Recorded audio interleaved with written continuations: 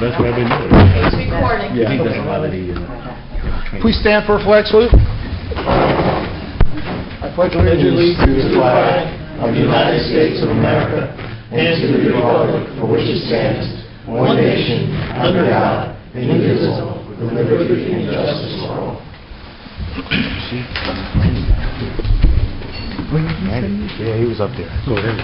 In conformance with the Open Public Meeting Law, Public Law 1975, Chapter 231, adequate notice of this meeting setting forth the time, date, place, and purpose of this regular meeting through notice posted on the bulletin board in the municipal building, mailed who have requested and paid for same, and published in the Suburban Trends. Roll call, please. Mayor Stella. Here?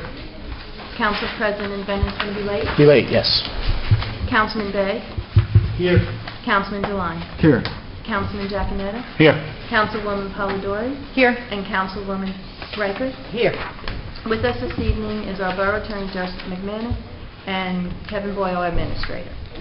Okay, I have no presentations. Can I have a motion to open the meeting for public comments? So moved. Councilwoman Polidori, Councilwoman Riker. All in favor? Aye. Against? Before I ask anybody to go, I know a lot of people hear about the mailing you got in the mail, so I'm going to talk about that a little first, and then you're more than welcome to come up and ask questions about it. I'm going to start with our administrator. He can fill us in, and I'll throw in some more information. So. Back in December, we had passed a number of ordinances to deal with our COA obligation, which is our low moderate housing obligation based upon our settlement with the state of New Jersey. That ordinance outlined various potential properties that, if and when developed, would have an obligation to have low and moderate income units on those properties. What had happened was that ordinance was done, those properties were not specifically delineated in the ordinance. The special master that represents the state of New Jersey before the judge asked us to now take the ordinance and just add those block and lots of potential properties that, if developed, would have a COA obligation. And so we were required to then send out over 200 and some notices to all property owners with 200 foot of any of those properties to let them know that those areas now potentially have COA requirements going forward. So a little background. What COA is every municipality in the state of New Jersey has to go to court, and they have to provide a number. It's a very high number that we can't really meet by ourselves, but they tell us we have to come up with a number that if we were to put development in, what that number would be. A percentage of that has to be low to moderate income, which means if, say, rent was $1,800, low could be $1,200 or $1,400, and we have to identify the properties in town that could be built up that in our 3-mile square town, which is not a lot of them. So places like the Tilcon Quarry were mentioned as a place that could be built up in the future. There's no talk of this, there's no mention of this. Some parcels in the south end that no longer have homes on them, or along the river. Do we remember any other spots? I don't remember any off the Oh, that's what about the A&P shopping center? The A&P shopping center, correct. Anywhere where you could build theoretically, they want to see. This is a state-mandated program. This is not coming from us. We have to identify those properties, and then part of the COA, which is the obligation for low to moderate income, has to be identified. So we put this all together. We've been working on this for 3 years, like every other town.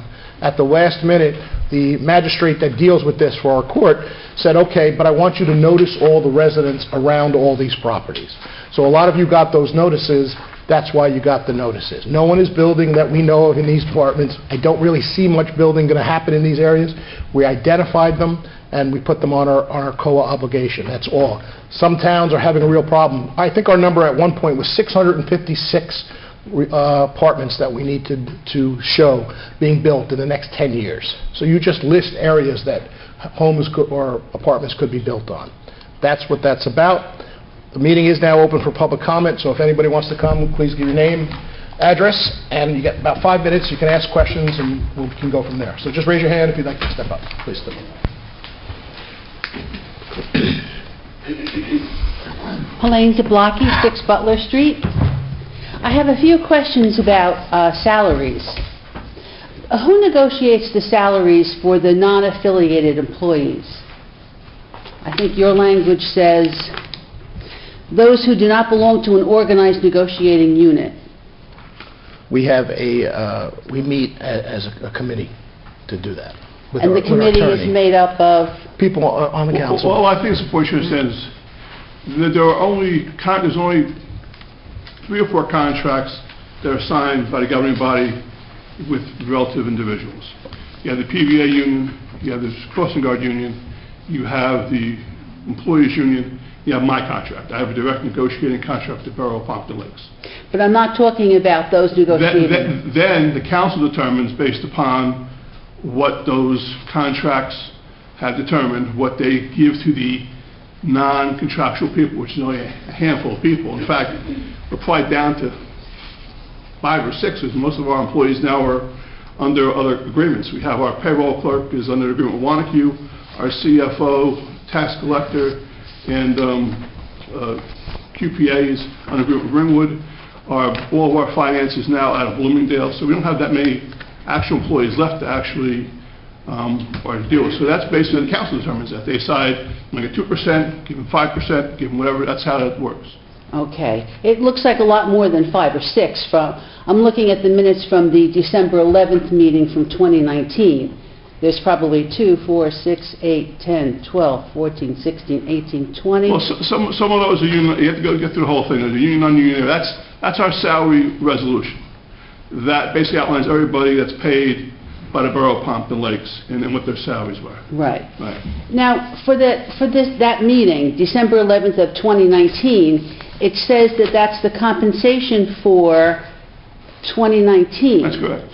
So those salaries are reported in December of the year that's already gone by? It's a retroactive resolution. Oh. So the salaries for 2020 won't be available until next December? We'll hopefully try to get that done a little sooner than that, but that's when that resolution came out. So we're down to, I think, about 6 employees that are non-union at this No, point. but the council's aware of who gets paid what, but the answer to that resolution is a requirement for order purposes. Right. So the fiscal year runs from July 1 to June 30? January, No? January, No. December, January. January 1, December, January. okay. Yep. So that it comes from that budget. Yeah. And who is the assistant administrator? Oh, okay, because I saw that listed back to 2013, and I didn't see that listed on the borough's website. I didn't see a position and a name It's on the a website. stipend position. It's not an actual paid position, it's a stipend. So it wouldn't be identified on the website then? I mean, it could. Is it listed on the website? I don't know. I don't know if it is or it isn't. But there's many stipends we offer through our DPW, through our police department, through Yes. our offices. You know, a couple $1,000s to do some extra work, and that's where we do. And last question. December 11th executive session meeting refers to a $5,000 stipend. I must have left it at, It's not a stipend. it's not a stipend. No, ma'am. I negotiated a 4-year contract with the Borough of Pompton Lakes, receiving a $5,000 increase each year for the next 4 years. So that would be added to the 2019 salary, the $5,000? Correct. Thank you. Okay, thank you. Anyone else from the public like to address? Please step up.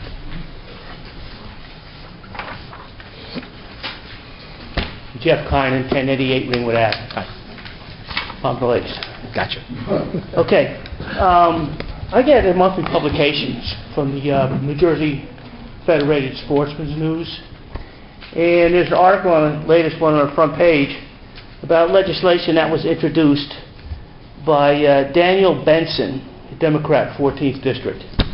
And in it, the title is Wildlife Contests to be Banned, like big buck contests or, pools to get the biggest fish and I'll catch the most fish and all that stuff, okay?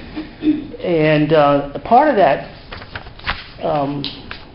bill is a harassment. There's a paragraph about harassment of wildlife that says punishable offense. Now, some of these are punishable by loss of your hunting privileges for 5 years and a $1,000 fine.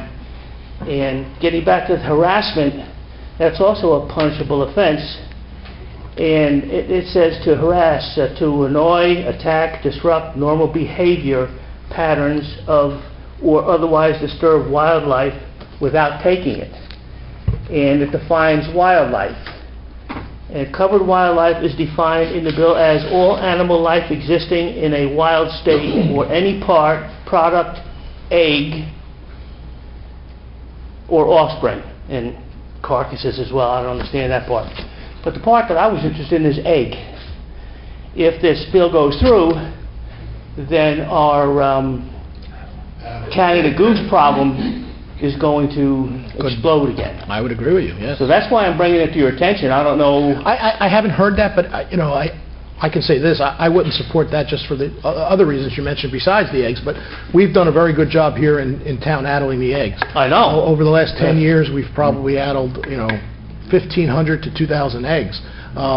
And it's made a difference in the Canadian geese here. So I agree with you, and I haven't seen anything about this, and, I'll look up some legislation on it. It's, What's the name of the gentleman? I don't mean to interrupt. It's, the bill is 1365. New Jersey Assembly, and it's introduced by this Daniel Benson, Democrat in the 14th District, which is down towards South Jersey. Yeah, it wouldn't help us, that's for sure. Because, Right. There is talk, I have talked to some state politicians, and they've identified that the Canadian geese are an issue separate from being a protected species, and they were going to reach out to the federal government to see what work could be done with that. There was even talk of opening a hunting season on them at some point, like any other animal. But that's a federal protected animal, and that's the problem with this. When it's a federal protected animal, there's not much the state can do. But the program that we use of addling is overseen by the state. So it's a good program, and we do have a lot of volunteers that put a lot of time into this. This would cause a problem. It would. I agree with you. Again, it's 1365. I got it written down. Thank you. Thank you. Anyone else from the public? Please step up.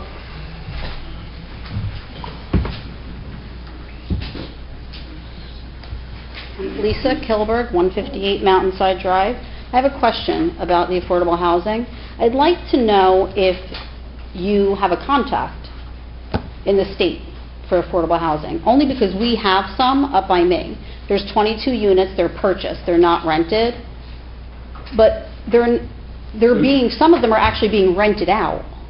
And if they're being rented out, then they don't need them. Well, that would be a state agency you'd have to call. Well, I've called all kinds of numbers in the state. We get no one. We have a private, and I can reach out, we have a private organization that's going to handle our COA obligation for any building, so they're very familiar with COA. I can reach out to them and see if they have a contact in the state and get that to you. Unless, Kevin, do you have any contacts? It's a state housing mortgage and finance agency. There are a number of units up in the condo units. Yeah, the Highlands. The Highlands that are... There's 22 of them. Under COA, and that's through State Housing Mortgage Finance Agency. They control that, they run that.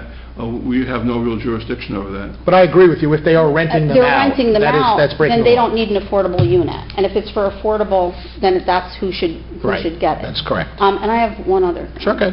The sign for, I guess that's the police sign, that says you must stop for pedestrians, it really should say in crosswalk, because there are so many people in the center of town that do not cross in the crosswalk. Correct. And the law states you must stop for pedestrians in the crosswalk. So I don't know if they're... You're talking about our board, our big Yes, board. Okay. yes, because it doesn't say that. Okay, yeah, we can talk to the police. The police department put that out. Could Yeah, you talk? just one other thing on that. Even on a corner that is not marked, Oh, most definitely. I know that. that's still a crosswalk. Oh, most definitely, but there's so many people, I don't even like to drive through the center of town anymore, because it's like, what, 6 or 7 blocks, and for all the people crossing out the crosswalk, you have to stop. But then everyone else you're stopping for, I mean, there's people that cross with children, and they're running across the street. So we've done a campaign with the help of Councilman DeWine, and we're probably in the forefront of communities trying to address this. Now, it's a hard-win situation because it's also a county street, Wanacue Avenue's county, so we can obviously write tickets there if we have to, but the county needs to be more involved in it too. We are talking about, as a council, getting some flashing signs, some more flashing signs and I really solar-powered like signs. the flashing signs, like the ones you could press the button and it flashes. Right, something like, so we're under the opinion, some of us up here, that the ones that are constantly flashing, After a couple months, people just are used to that, and they just drive it and they don't care. We prefer the ones where you kind of push and they come on and kind of start you to look at them. So we are looking Yeah, at I it, like but it's definitely a problem downtown, especially with the kids coming out at lunchtime. They just cross Well, like not around at lunchtime. a herd of elephants comes across the street all at one time, 5 different directions. You don't know But even crosswalks going on. adults I mean, and Adults, the kids. crosswalk can be, 10 feet away. There's no reason We've for done it. sting operations with the police department that actually, obviously ticketed the cars that didn't stop, but also stopped the people who are not crossing the crosswalks and warned them, hey, look, you can actually get a ticket for not crossing. And so we've tried to, but it's a very difficult problem. But we're trying to work with it. Thank you. Thank you. Anyone else? Step up. Hi, I'm Doris Allison, 383 Stiles Court, and I'm talking about the proposed building. I live across the apartments that are proposed, or Which ones now? one that you were talking about earlier, that they haven't built, but around the corner. What's the ordinance for that? No, they're not, so, Well, the yeah, the COA, so COA. these are not proposed No, buildings. well, okay, but is it the same people own that property that's for years, or was it sold? Which, one? I don't know which No, property. no, you're no, talking no, about. no. The property... Nothing's changed, nothing's changed. The buildings have, the property hasn't changed hands. We had to, by court mandate, evaluate properties that could potentially be redeveloped down the road, your lifetime, my lifetime, who knows what lifetime, into affordable housing. Okay. So as an example, the hardware store, if Rick at one point in time was looking to redevelop, well, if he ever would redevelop, the ordinance says that he will have an obligation, depending on how many units, of let's say 3 units. Lakeside, the new high-rise here, has an affordable obligation potentially of 4 units. And so it's just a plan by which the state could say, you have a plan. So if something were to happen in the quarry, you have an idea of what could be redeveloped and what the low and moderate income requirements would be. Okay, because 4 years ago, I went to the building inspector and had asked, go to building town, and I asked, I said, they're over there, they're clearing out all those lots. They cut down a ton Are of you trees. talking about off of Broad Street now? Yeah. Okay, yeah, so, and I've talked to a couple residents about that. That, what he's doing there has nothing to do with went out today with this mailing, okay? This is about COA. He owns that property there. He has yet to come to the town and say what he plans to do with that property. Obviously, what he plans to do there would have to go through all the boards. Doesn't mean because he says he wants to do this, it's going to happen. We have heard nothing yet of what he plans on doing there. Okay. And then you get a notification from the planning board to come to a meeting because Right. a developer is doing something with 200 foot of your property. So if he plans to, let's say, build 10 condos there, and I don't know that's what he's Right. doing, you would then get a notice if you're 200 feet from his property to come to hear about what he's doing at that property. The problem is when this notice went out, I think some residents thought it had to do with that area. Okay. And it doesn't. It This doesn't. notice has to just do with how many COA units are in areas if we ever build areas anywhere in town. That's all it's about. It has nothing to do with that property. Okay. That property wasn't even identified, actually, as an area for COA because it Okay. wasn't on our maps at the time. Because it was just, I mean, he cleared so many trees, and He then got a there was permit to all do these that. cars parked there for a very long time, So now they're so gone. I'm working with the, and here's what I've said to the couple residents who approached me. He did get permits to clean that property. He did do that. He also owns that house, I understand, in the front that burned down. He is probably going to get a permit to take that house down. He is not allowed to do anything on the property, storage-wise, put cars there, put materials there, anything. The problem is our inspectors are part-time, 3 hours a day. They don't drive around town every day looking. If you have an issue or you see something funny, you can always call either our police department or inspector or even me and say, look, something's going on over there. Can you send the inspector over? We'll send the inspector over and take a look. You don't have to give your name. You don't have to give anything. That's the only way we're going to know if he's doing something that's not correct there. But right now, he has not presented anything to our building department about what he's going to do there, except to clean the lot. That's what he's done. Okay. And then in regards to the crossing walk that the woman had spoke of, I walk a lot, and I walk on Ringwood Ave, and I cross over to your development. People drive ridiculous on Ringwood Ave, and then you have the crosswalk there. Nobody stops. Correct. So maybe we could put another flashing or whatever, because nobody stops. It's I agree, unless you live there, Right. people will stop for you, but nobody stops. Ringwood's a tough one, too, because, it's a connecting road from the highway to where they're To going. other towns. And nobody wants to stop. What we can do is I can ask my police department. They haven't really done a sting operation there too much. They've been concentrating downtown. Right. That's where we have it. But I can ask them to take a look up there. Okay. All right, thank you. Thank you. Anyone else from the public like to address? Step up. Hi, my name is Amy Arbolino, 663 Lincoln. I'm standing here because I also own the property at 118 Broad. Okay. And we have concerns about the letter that went out. You've clarified some of the concerns, but I do believe that the lots that are cleared directly behind our homes are part of that ordinance. I don't think they are. I don't think they are. Because they weren't identified on our master plan for that. Yeah, they are. Were they? Okay. 2700 lot 5. Okay, well, so they're identified, so, well, again, what that means is, if he was to build anything there, 5 condos, 10 condos, this is just telling you how much percent has to be a COA obligation from the state mandate, not from us.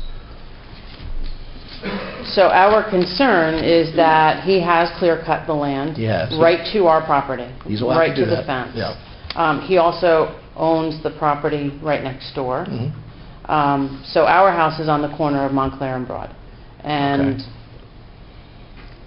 it's our concern that this house will then be left in the middle of development, low-income housing development, or, you know, any kind of... So let's get this straight. This is the Right. problem we're having with this. This is not low-income building. Any project we Affordable. build in town, the one we just built in Lakeside Commons, mandated by the state, not by us, a percentage of it has to be for a Right. COA obligation. This is not a low-income. I'm building senior housing.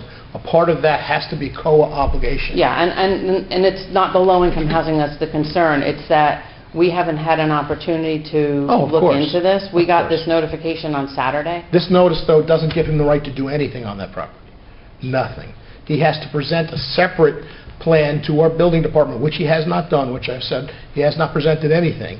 When he presents that plan, no matter what it is, he'll have to go through our zoning board and our planning board. Okay, you'll get noticed of that. All the neighbors are more than welcome to come, and it happens at every zoning board meeting I attend, neighbors are there, to speak up against or for the project that he plans to put there. Then the zoning board or the planning board, hearing your information and his information, will make a determination. Now, I will tell you that if 20 neighbors are in the audience, all speaking one way, that probably carries some weight. You know, if one resident is there, it probably carries less weight. You know, they have to listen to all the pieces to the puzzle. Our biggest concern is that we are the only neighbors. Well, no, there's a lot of people in this one other room. home that doesn't belong to that LLC, and then there's Tilcon. So I think truly we will be the only little house on the corner amongst whatever could be done. If he decided, again, I don't know. Again, yes. If he decides to build 5 condos back there, because that's what fits on the property, that's not hurting anything, and that's a common thing. They're doing that now on Hamburg Turnpike, where that old house was. They tore it down, and they're building 7 condos there. He's talking about right on the border of our community and Riverdale. Yeah. So, I mean, that is something, unfortunately, or fortunately, depending how you look at it, would probably be acceptable. Now, if he asks for extended numbers of units, pushing the boundaries of the lines, that won't happen. This has to fit within the governing laws of how to build. So if he built 3 family homes there, he could also build 3 individual homes there if he wanted. You know, we don't know what he's doing. He's not building a McDonald's, for example. Given That would the happen. opportunity, because now it is one of the COA HO1s, I think. Given the opportunity, my guess is that won't be 3 homes. That will be, I don't know. you know. Yeah, I don't know. Regardless, our objection is asking you to seek a postponement of this vote so that we have actually some time to... For which vote now? For the vote on your ordinance. On the COA?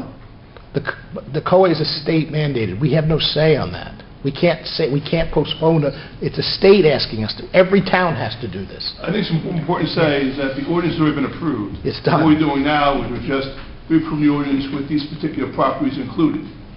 The ordinance has already been approved.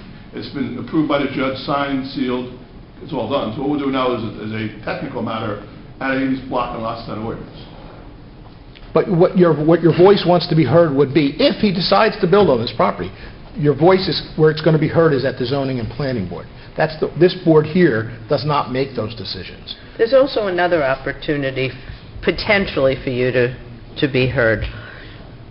Depending on what he chooses to do, he might try to go to the redevelopment agency and get a pilot on the property. That may or may not happen. That's another open forum. You won't be noticed on that. You'll only be noticed from the planning or zoning perspective. But let's look at it from his side also, and I don't know the gentleman, I will tell you that.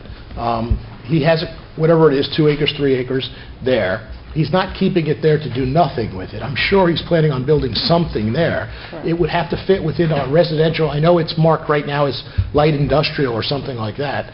He could ask for a zoning change. Again, that would be up to the zoning board to make that decision, and again, you would be able to speak at that if you didn't want the change. But, you'd have to make a determination. Light industrial now could mean a landscape company could go back there. So you're saying that even though this, whatever you call it. Ordinance is saying that you could build residential on it, No, it's still it's not saying that. zoned. No, it's not saying that. Okay. What it's saying now is, if anybody was to build residential in our community, this is the percentage it has to be COA. That's all it's saying. Right now, and I'm not sure of this, but I've been told by residents that it's marked light industrial, that piece of property. Okay? It's not even set as residential. And Tilcon is the, I mean, the lot that, the 2 lots that are cited for the Tilcon property are parking lots. So Correct. is there some understanding that Tilcon is no longer going to be using that space? Tilcon is, I don't know, I go to many meetings for Tilcon, for all the people who live over there. I haven't seen you there, so I don't know if you've been to those. But, Tilcon has been planning to leave that area for the last 3 years. Hopefully, in the next year, they will be leaving there. I don't think Tilcon, and this is just my opinion now, I don't think Tilcon would sell off their property. I think they would just keep it and not use it, but I can't speak to that. But that is identified by the state as a property that potentially in the future could be built on. So the government couldn't take that property? No. Okay. So just so you understand, this is how crazy this whole thing gets. They've identified cemeteries as areas that you can build on. And we'd have to say, wait, that's a cemetery. We can't build on that. They look for any open space in your town and say, that's a potential area to build on. Because they want to make sure the COA obligation is being met. So and this is a 10-year COA obligation. The last time they had this COA obligation, no one followed through on it. So none of the towns built the COA, so that got them very upset, and they said, moving forward in the next 10-year block, we're going to make sure towns do this COA, and that's what they're doing right now. So we do it, and then the expectation is within the next 10 years, you have a certain percentage of those COA houses available? Yes, correct. Thank you. Okay, thank you. Anyone else from the public? Please step up.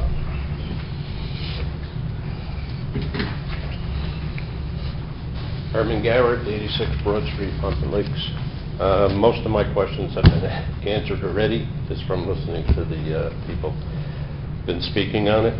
I just wanted to find out, another question is on this AH1. That they Which were, one? AH1. All right, it says that, I know he would have to change the ordinance if he wants to build something up Change the there. zoning. I Yes. guess, because we already talked about Right. that. All right, so that's fine. The only other question I have was, it says in here that each one that he can build townhouses, and he could build 10 units on 1 acre of property.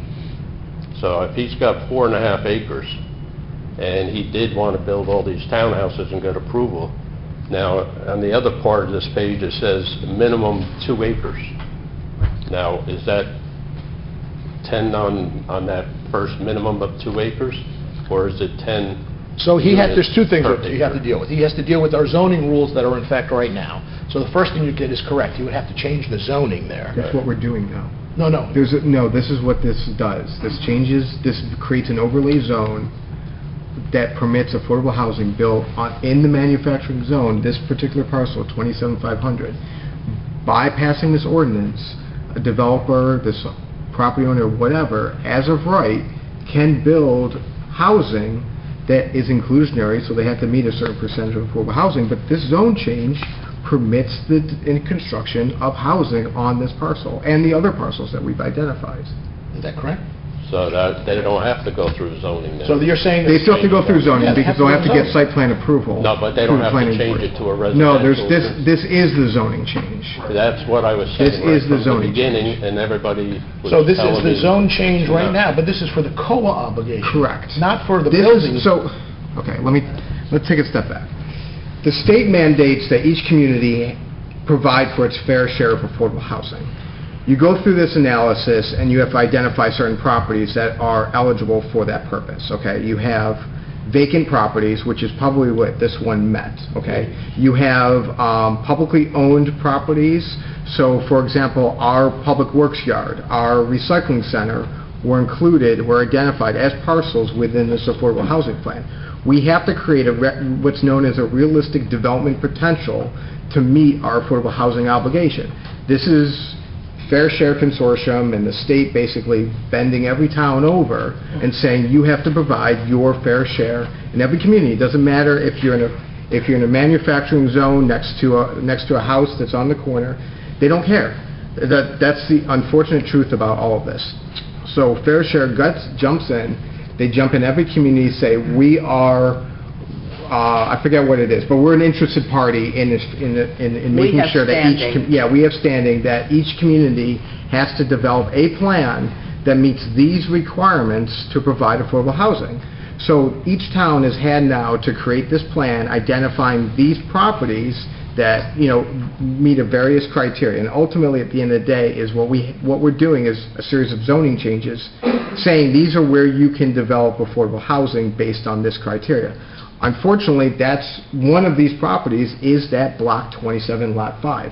This zoning change, because of the affordable housing that's mandated on us, requires us to make this zone change, and it gives that property owner, that developer, an as-of-right ability to provide to build housing under the guise of that they're an inclusionary developer, and they want to provide affordable housing for the state of New Jersey because every municipality has to provide in some fashion. But who put that? Did we put that in? Or we had to put that in because that property was of a minimum acreage, and there was no legitimate reason for us to leave that property out. Because it didn't, if it was environmentally sensitive, it was, you know, if it was a brownfield or something else, we could make an argument to do it. The fact that it's a vacant property, within it, it's 4 acres, there, give or take, we had to put it in. And ultimately, being forced to put it in, regardless of what sound planning or anything else like that, we're at the process where, again, we had to do it, and we have to make the zoning change, and we have to provide that ability within our community for somebody to come in and build housing with affordable housing as part of that. But they also have to follow our guidelines. They have to follow the zoning, the bulk regulations associated with it. So whatever is required, so like for example, you mentioned the density requirement. Right. So it's 10 acres, 10 units per acre, that's the maximum density. So over a 4-acre property, the most that they can do as of right is 40 units. A percentage of that, I think 15% if it's for rent, which is what everybody's doing. 15% of that 40 10 for us. has to be for the purposes of affordable housing. Now that's inclusionary. Somebody can come in and they can try and do 100% affordable housing. Most people don't do that because it doesn't make any market sense. But they can't necessarily go and say, well, we want to do 42 or 50 because the cost of buying this property and the cost of development and all this other stuff, we have to make our money back by building 50 or 60 or whatever. If there's a height requirement, they have to meet that height requirement. There's going to be setback requirements. All of those kind of things have to be met under the requirements of our zoning. That's the one thing we do get to control, fortunately, is we get to control what this development ultimately looks like. So they do have to, if this isn't project related, but if there is a project, they do have to go before the planning board for site plan review and approval, and that's where everything sort of gets reviewed and you end up with a better project, but ultimately neighbors showing up or something like that isn't necessarily going to overturn the planning board rejecting this, because then you're subjecting yourself to what's known as a builder's remedy lawsuit, and that's when they really get to drill you, and they get to say, well, you know, we tried to do 40 units and meet all these requirements. The planning board said no, so now we're going to go to 80 units. We're going to get court injunction to force you to build. That's how Bloomingdale got all of those units in that environmentally sensitive area. So you can go to court and change.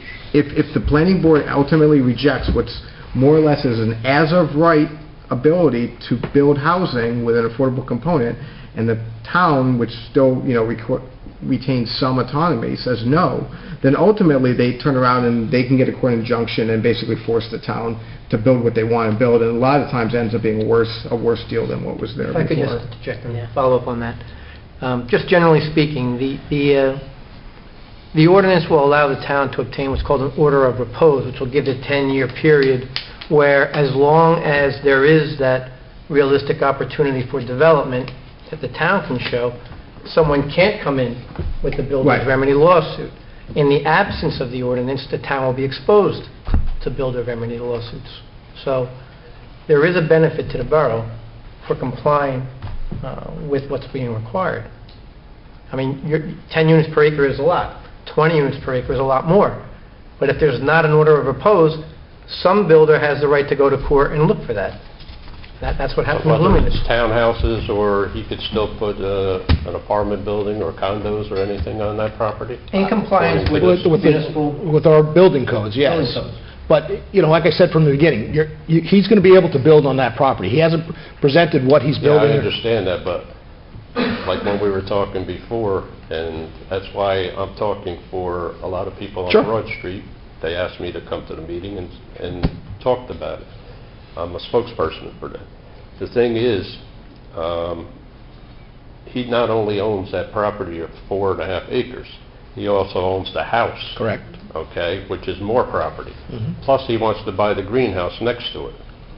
And it looks like sooner or later that might go through, because there's only one older guy that lives there, gentlemen. So those properties And actually he don't also matter. wants to buy my house. Yeah, but those properties are not identified in the co-op No, obligation. but I'm just saying, if he did buy it and then it ends up knocking all this down, he could still build more stuff in that area. Not necessarily. No, then we'd have control. Those, the ones you just brought up, you would have to come to us to build those. The co-obligation ones, there's certain standards that Councilman DeWine just spoke about, our attorney, that's what he can only build. Outside of that, he would then have to come to the planning board and zoning board and ask if he can build those units there. And then your voices would So be heard even on on that house that burned down, that he's No, gonna knock that one he down? could replace as is, if I can remember correctly, as if the structure is where it was. He can't make it bigger. He has to follow the footprint that was there. Right, but he can't, like, extend the apartment building He can. over if- there. No, he could. Well, no, I can't, I won't say that. If the planning board and zoning board say yes to that, that might be something they say yes to. He might have that opportunity, but as it stands now, he can't just build in that area, no. He can build the footprint of the house that was there, right now, without really getting permits to do that. And again, if the municipality was outside the protection of having an approved plan in place, your hypothetical scenario, which sounds like it might not be so hypothetical from what everyone's describing, I'm not familiar with that area, but it doesn't sound like it's so hypothetical. If there was an individual or an entity that had already acquired 4 acres and there was a couple of other adjoining properties available, and the borough was subject to a builder's remedy lawsuit, that would be a prime area for a builder to go in and say, the borough has not met its affordable housing obligation, the borough does not have an order of repose which protects the borough by having an approved plan in place, and then they're off to the races. And that happens throughout the state. And the building remedies, unfortunately, have happened a lot. They're happening all over the place. And what happens a lot of times with those is, and for very good reason in municipalities like this, you have height restrictions on buildings. Height restrictions go out the door if there's a builder's remedy lawsuit involved, because you may only have 4.5 acres, or with the addition 5.5 acres, but you can always go up. And if there's a 3-story max in the normal course, but you don't have compliance with COA, that could be 4 stories, that could be 5 stories. Literally, there were municipalities that were faced with that situation that had fire departments coming in saying, we don't have ladders high enough to go to the top floors. And that was what the judge was considering in deciding whether or not to let the builder go that high.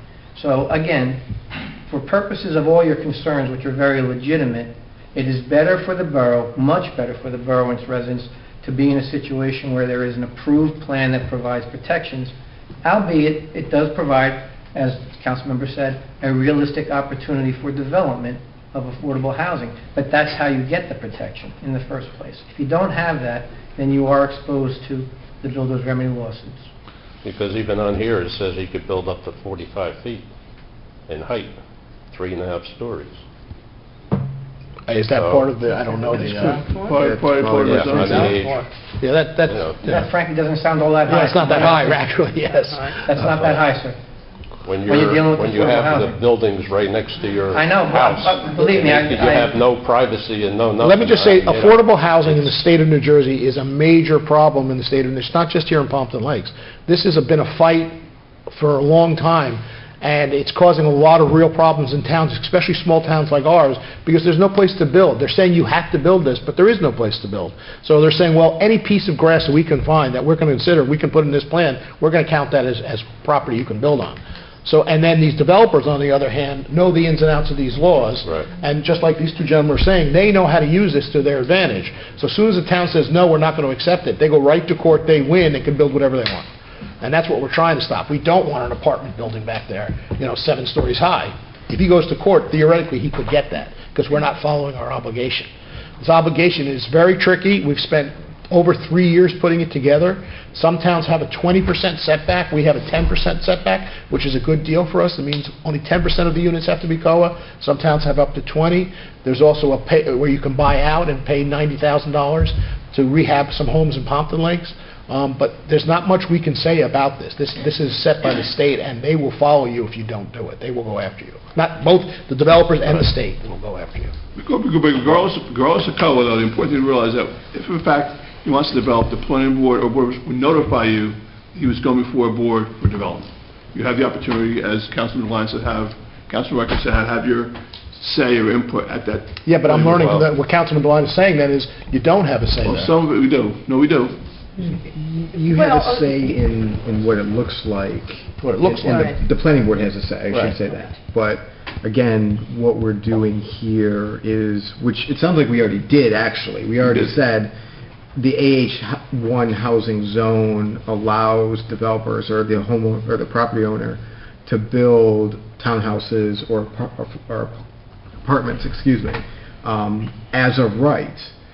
Again, they have to meet the bulk standards and whatever that looks like. Bulk standard, okay. Yeah. Bulk standards are setbacks, when we Distances from say other properties. distance from the road, distance from your neighbors. And that, when the I height. came and Well, looked at that's your that property, problem I when- said, right, we... Yeah, when the mayor came by, Right. we looked over the property, Right. because I explained to him where my house is and his property, that when he did the, the survey, it's about a foot right from my property line. So, Well, there's setbacks. You can't build Well- to the edge. I mean, your property line and setbacks are two different things. So, for example, they'll want to delineate exactly where your property ends, where his property begins, and I don't have the ordinance, I don't have the code in front of me, but arguably there would be 10 feet required between the structure and the property line. That's sort of a... Like I said, a total of probably 25 or 30 in our town for both sides. Right. So, combined. Is it 30? So he'd have to meet that standard. If he didn't want to meet that standard, he would have to get a variance from the planning board or zoning board. And again, the residents have an opportunity to speak and say, we don't support that variance, we don't want it. And that's when you would come and speak and say, we don't want that variance to happen. But, at the end of the day, we have to remember, just because it's an empty vacant lot, it's not going to stay an empty vacant lot. Someone No, I purchased that to understand do that. something with that property. I So understand we're that, trying to but- control what he does with that property a little bit. We don't want to get caught in one of these suits. If we get caught in one of these suits, he basically has us over the coals and can do whatever he wants. yeah, that's why I just wanted to find out, because when it says it's a lot area minimum 2 acres, and he's got, right now, 4.5 acres there, I just wanted to know if he did do townhouses, how many he could put up there. Well, according to that, what you're reading there, I haven't even... 40 of them. Yeah, it's probably 40, I would think, yeah. If it's 10 units per acre and he has 4.5 acres, you're looking at 45 units. Yeah. With the setbacks, he'd have to have all the setbacks in place. Well, you got the railroad tracks and you got all the other stuff too. I'm sure you can't put them on top of the railroad tracks. And I think, maybe it was you who was speaking, on the corner properties, he obviously wouldn't be able to There is entrances on both sides there, I know, from Montclair and from Broad Street. He'd have to have an entrance road into the system. Those all have to fit into his setbacks and his coverage. He can't just build condos and have no driveway or any of that kind of Well, stuff. this is what he was telling me personally when I talked to him. He wasn't sure, but he said the town wants him to put up housing over there. We don't want him to. We haven't talked to him. That's the first time I heard about it, and that's why I asked you about this. Yeah, we have no discussion with him, and he hasn't been to my boards in But any then shape. he's also telling me that he was going to put a 50-foot wide road there. Remember, I was Yes, telling he's you not about doing the that. road with the curbings and all? Well, that takes the whole corner of my property off. Right, he's not doing that, no. How the heck can you Let's do wait and that? see what he does You with know the what I property. mean? I mean, he right now, he purchased that property to do something with it. He hasn't said what it is yet. That's all I can tell you at this point. I mean, if I knew, I would tell you guys, but I don't know. Because originally, when he first bought it, and we were talking, he was making a big stink about everything. And one part of my little wall, like it's 2 feet, not even a foot, and was a foot on his property. He was making a big deal about it. Like he wanted me, I said, if you want me to move it, I'll move it. No, leave it there. We'll talk later on, he goes. Because he wants me to try to go on his side, no matter what he puts up there, but I'm When not you that guys, kind of person. I when it can't goes do to the planning board and he has to meet his setbacks and meet his requirements and meet his roadways and his driveways, that's when you guys have an opportunity to speak. And he said when he knocks down that house, he's going to put a fence up there. Well, you can put a fence on a All the way property. across, That's the house that she's from the street. Well, again, there's a setback on a fence. He can do that? You can't have a 6-foot fence on the front property. It has to be a 4-foot fence. Okay. Maybe. These are all... That require construction to review the fence permit, to see if the fence within the guidelines, so you just can't do it without getting permits from the fence. The fence doesn't And work. fence heights on front and fence heights on side are different, Yes. are different heights. 4 and 6, depending on if you're on a corner. Yeah, If you're on a corner, 4 and 6. I happen to live on a corner, you can't have a 6-foot fence. You can only have a 4-foot fence, because they don't consider a side yard that's considered front yard. So, there's all kinds of crazy requirements when it comes to the building code that you have to deal with. But unfortunately, he has this property, he's going to do something with it. I Well, I don't know know he's what. going to do something, but, originally when he first bought it, he was talking about putting a storage unit or a warehouse for contractors to go in and out, with the trucks. And then, last time I talked to him, he said the town wants me to put housing up there. Well, the town did not say that, so. And then I asked him what kind of housing he was putting there, he's not sure, he has to think about it and all this other stuff. And Okay, well, let's keep it in mind, I mean, we'll have to discuss it, but he is allowed to use the property, I can tell you that. Okay. Anyone else from the public like to address? Please step up.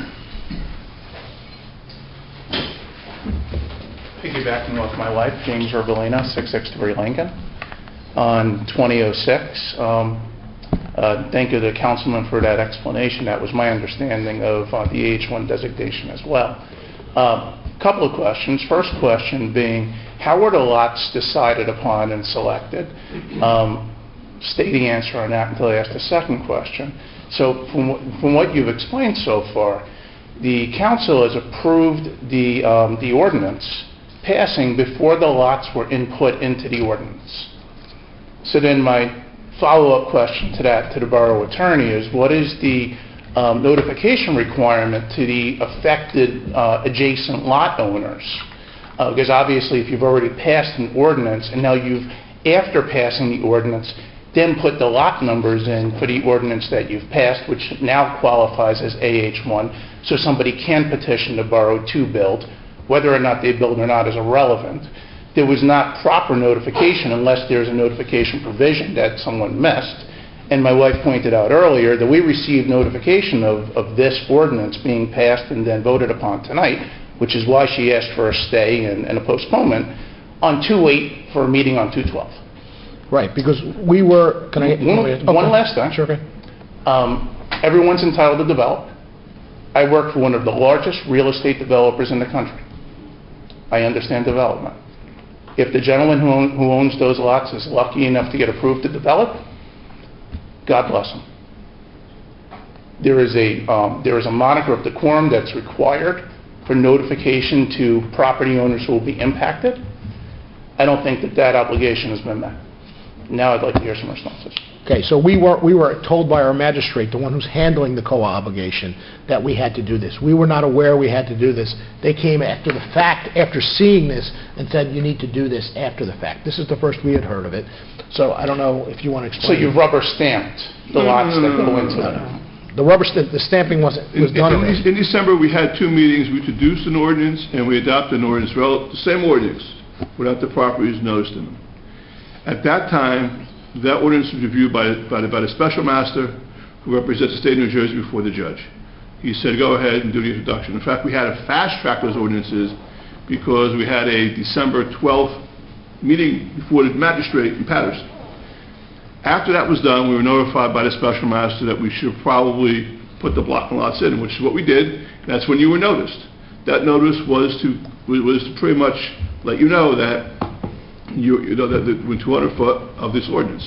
So that was a proper. So basically, we are now giving you notice that we are moving forward with the process.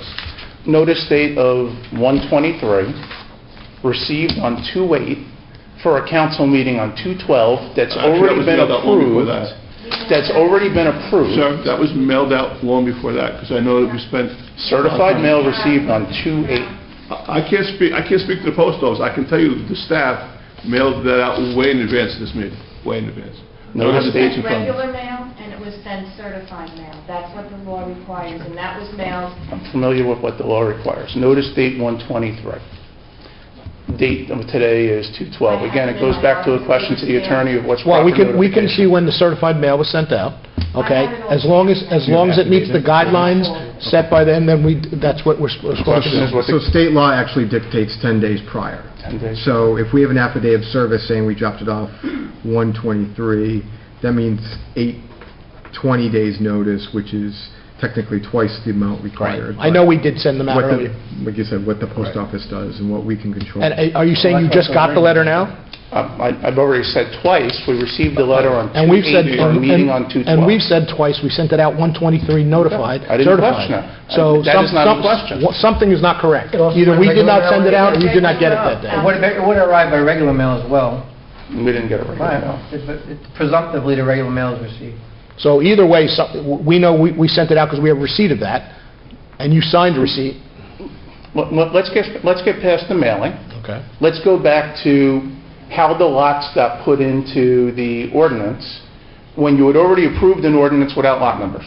Because we weren't told lots. And had how to the be in. lots got assigned and selected. Right, so we weren't told lots had to be put in there. After the fact, they told us to put lots in. Okay. So that's what we did. And that's what's happening this evening. This is an ordinance amending the ordinance to put the lots in. So that's what we're here for. All right, so I guess maybe I'm misunderstanding, because I thought what Mr. Boyle said was that this has already been approved, and now you've just put the lots in. No, This is an ordinance amending the ordinance that's been approved to specifically designate the lots. And how were the lots selected? But that I don't know, sir. The lots were selected at the state level or at the city level? The lots were selected with the special master and our planning consultant, based upon, as Councilman DeLine said, based upon vacant property and so forth and so on. The lots were selected. So we have a planner that identifies properties that are in need for this. We present that to the magistrate. He says yes or no to those properties. So it was just coincidental that a bunch of lots in the Broad Street area, the Tilcon area, happened to get selected, and but that several of those lots are owned by the same LLC? It was vacant properties. It's vacant property, that's what we're going by. How is vacant property defined in the state of New Jersey when it's owned by people? We're looking for any, as Councilman said, for any vacant property, any potential developable land. Tilcon itself is one of the properties that's being considered as a possibility. Like the county garage, even though we're going to do something, was considered a possibility.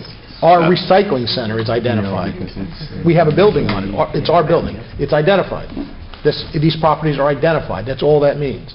This gentleman happened to own them, but they were identified. Okay.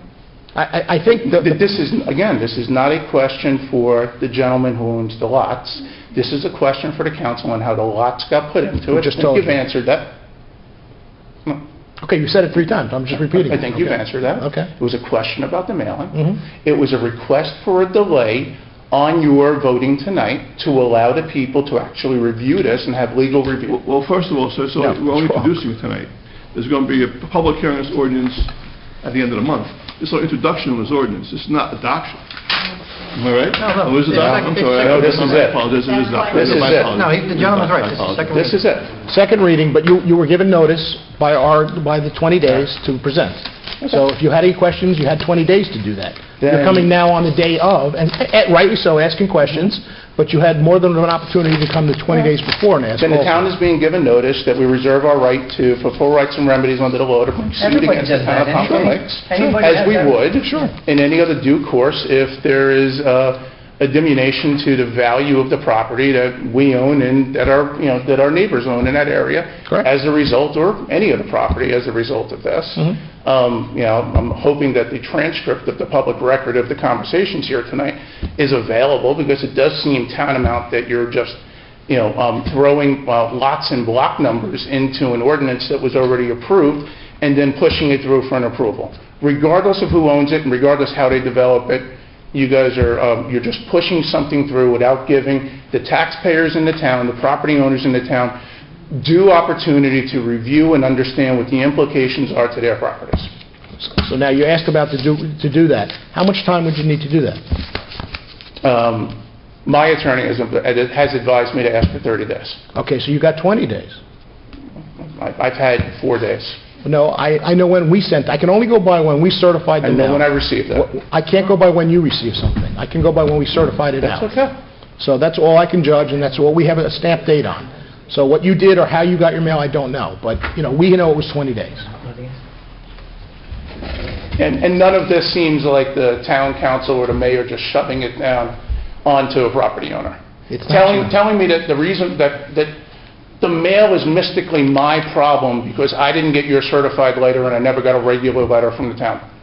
Well, You've answered every question I need. We put the town on notice of what our intent is. Okay. If our property is impacted, this is, in my estimation, very poor judgment by the town council to not even entertain the thought of delaying a decision on this when it's just been put in without proper notice to people. Whatever you think proper notice may have been legally, it's not, the test of reasonableness has not been met.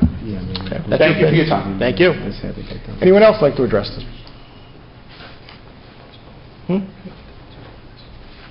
Okay. You can vote. We're going to have a vote on it. Yes. Anybody else? You're, come on up. Randy Hinton, 443 Montclair Avenue. Back to what Mrs. Zablocki was talking about and the website and the salaries for 2018, 2019. On the December 11th meeting, all those salaries that were listed, are those salaries going to be for 2020? Are those? I No, don't they're know. retroactive to 2019, January 1.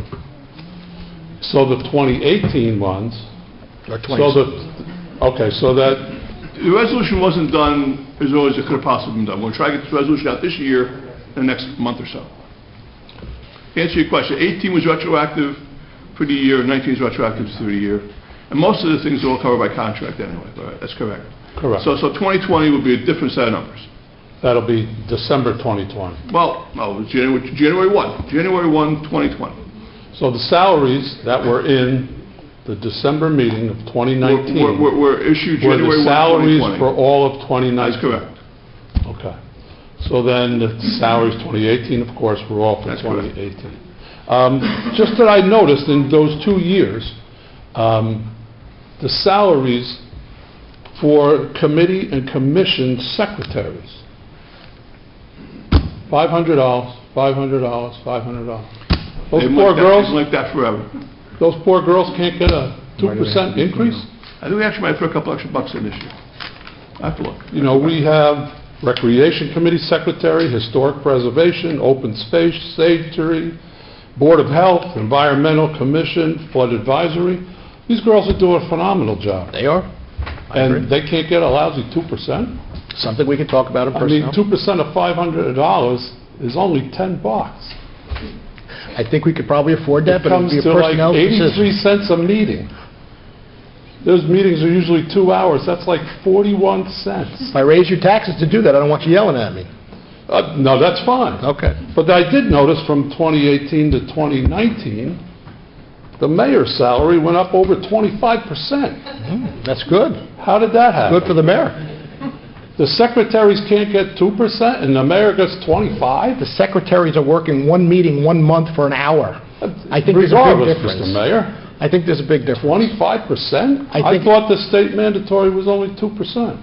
No, that's what, where do you get that from? Well, I thought for DPW workers, you always told me all the time that This they is can only full- go up 2%. This is a part-time, I have a part-time salary. Did you say what the number was?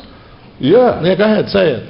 It went from like 97 to 12.2. You're welcome to do this job for 12.2. I'll gladly take it. You want to step down, I'll step up. Yes.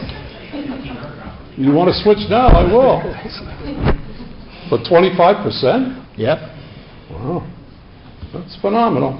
And the poor girls can't get 2%. I think, didn't we, okay, you getting paid as a shade tree commission to drive around? No, that's for fuel. For fuel, yes, but we never did that before. Why did you need that? Because I put 400 miles on around Okay, a but year. the people before you didn't need it. They didn't do the job that I do. Well- And you do know the job that I do. But I just said that myself. Oh, yeah.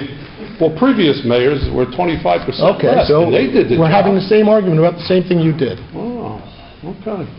25% increase. I think you got a 25% too. No, I don't think so. 100%, you're right, 100%. Anyone else from the public like to address? Please step up.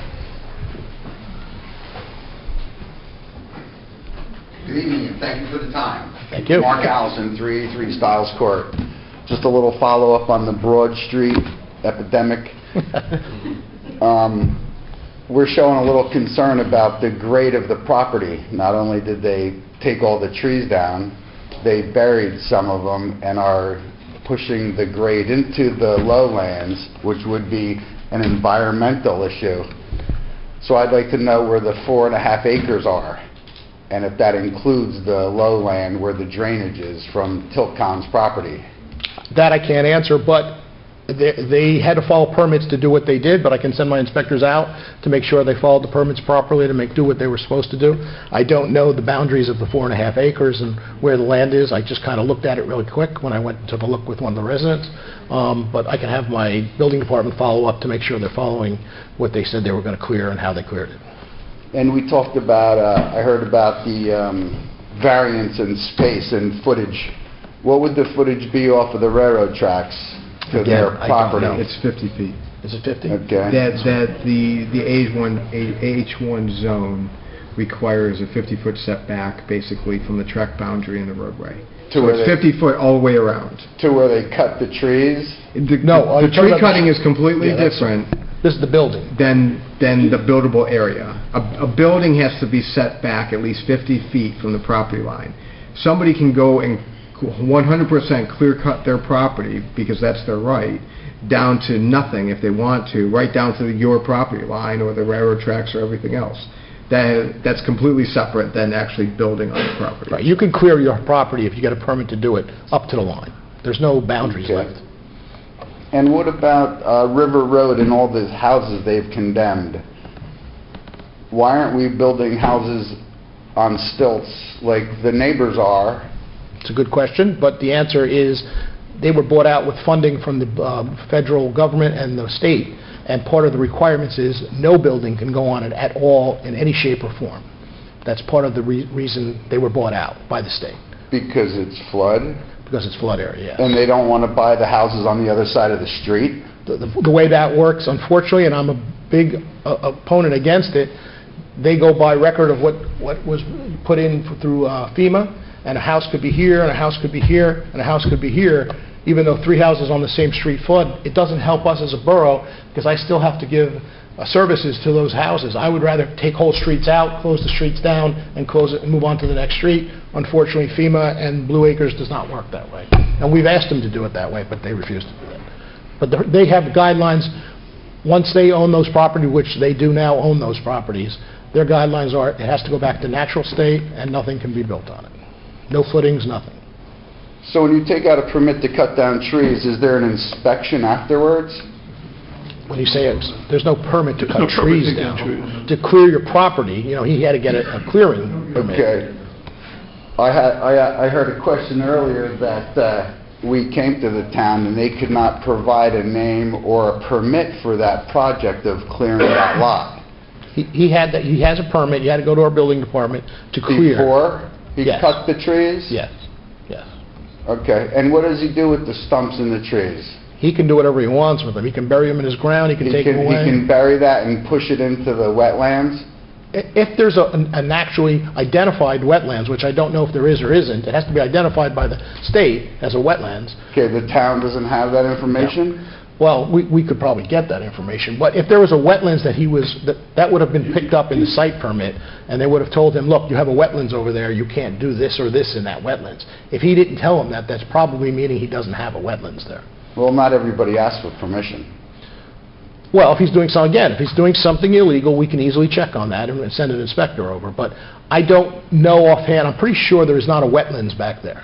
I know it's not a flood area back Well, there. they're changing grade, perhaps 6 feet. Trees are being buried that he didn't cut down. Well, he can change the grade in his own property any way he wants, as long as it's not a flood area.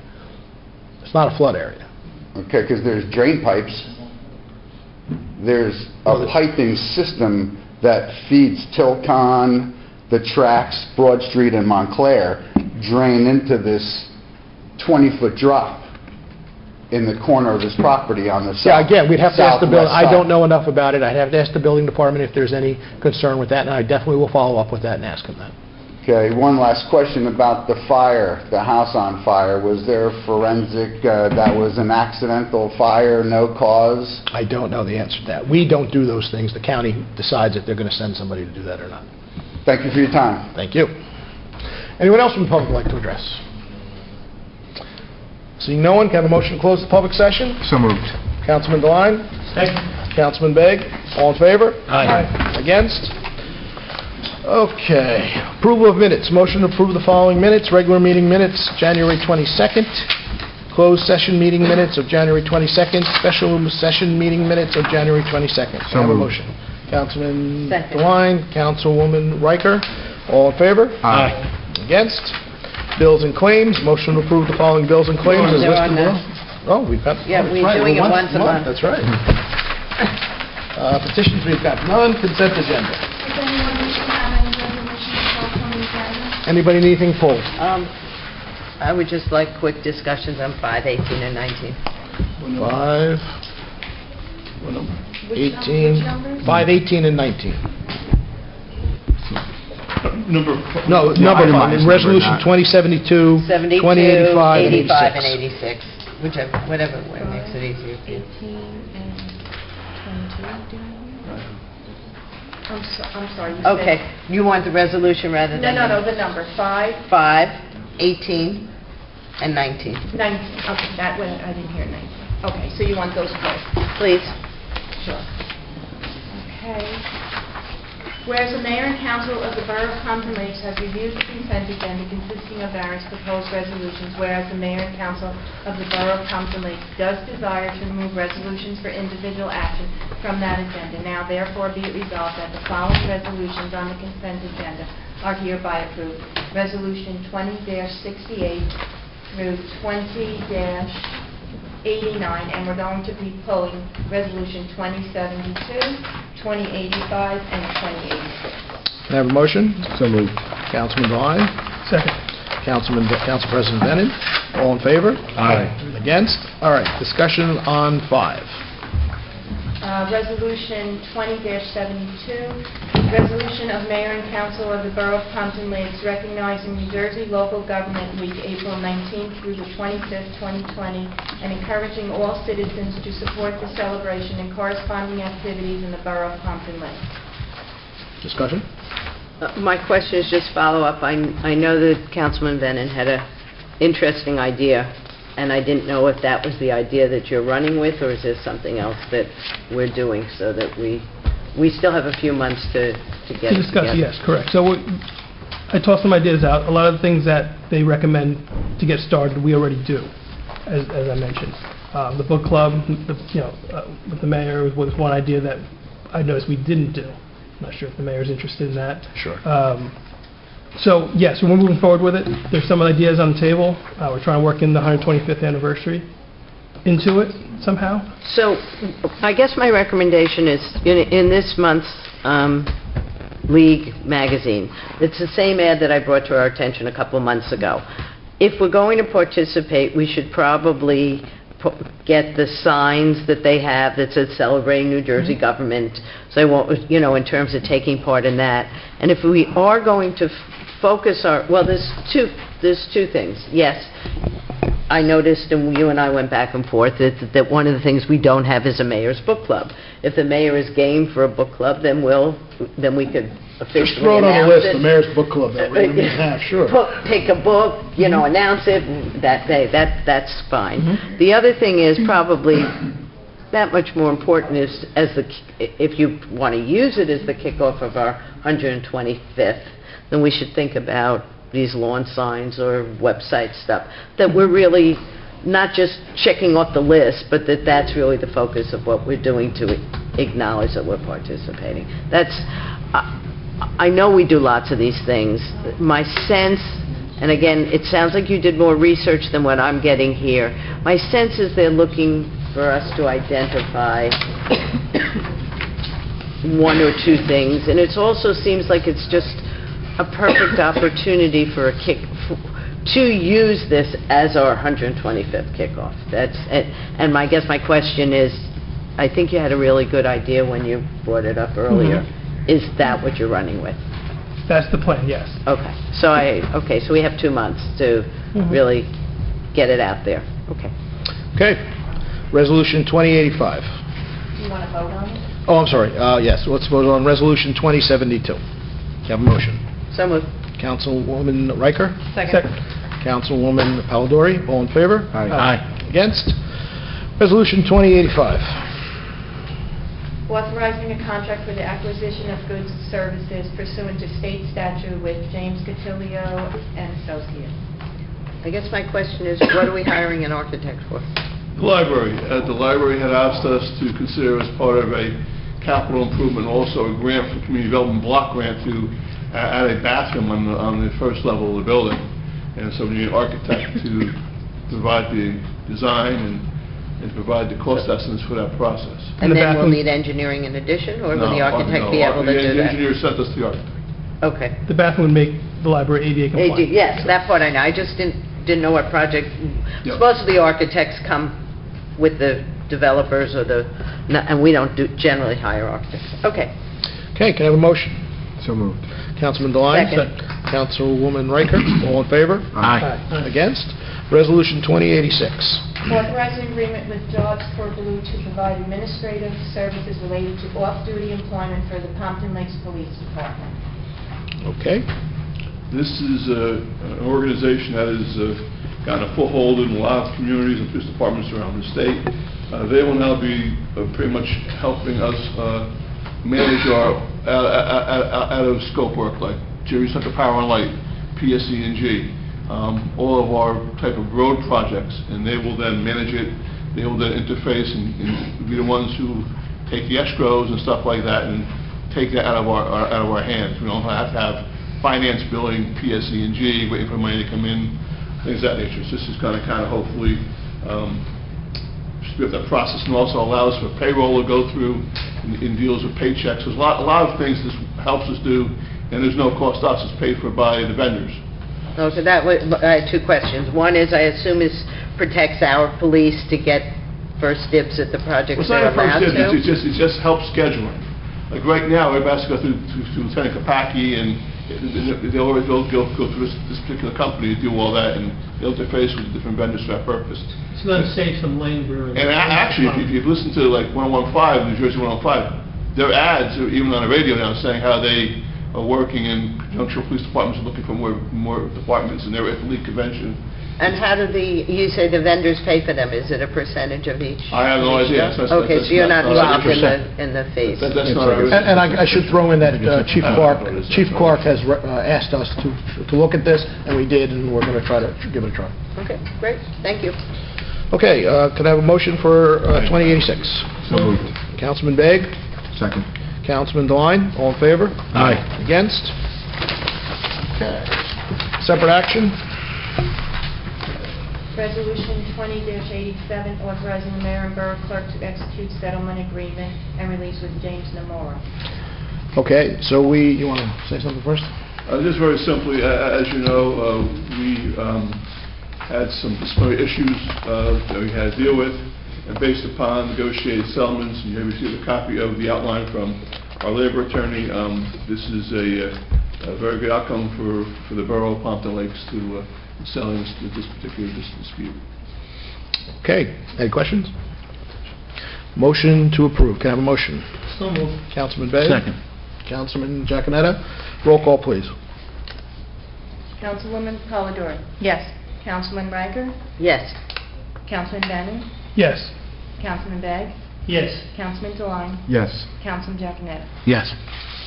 Resolution 20-90, authorizing the mayor and borough clerk to execute a settlement agreement and release with Michael Fennell.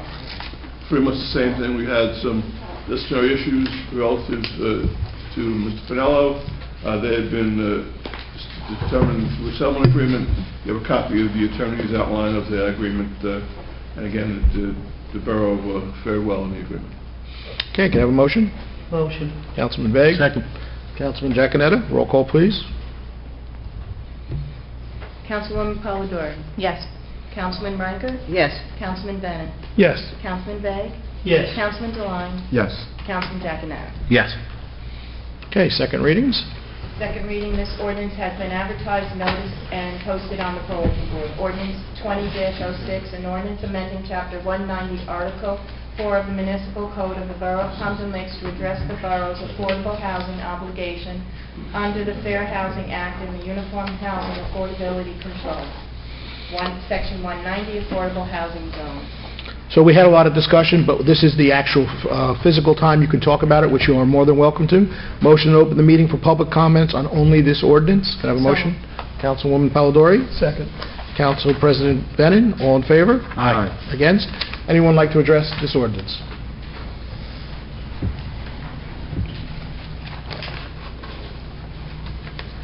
Thank you, Administrator. James Ervolino, 663. Don't want to rehash everything we talked about earlier. Again, we're going to restate our request for the council to consider postponement of their vote and adoption of the ordinance and moving forward tonight to allow for further review and understanding of what the implications are to the impacted lots. Thank you. Okay, thank you. Anyone else from the public like to address? Please step up.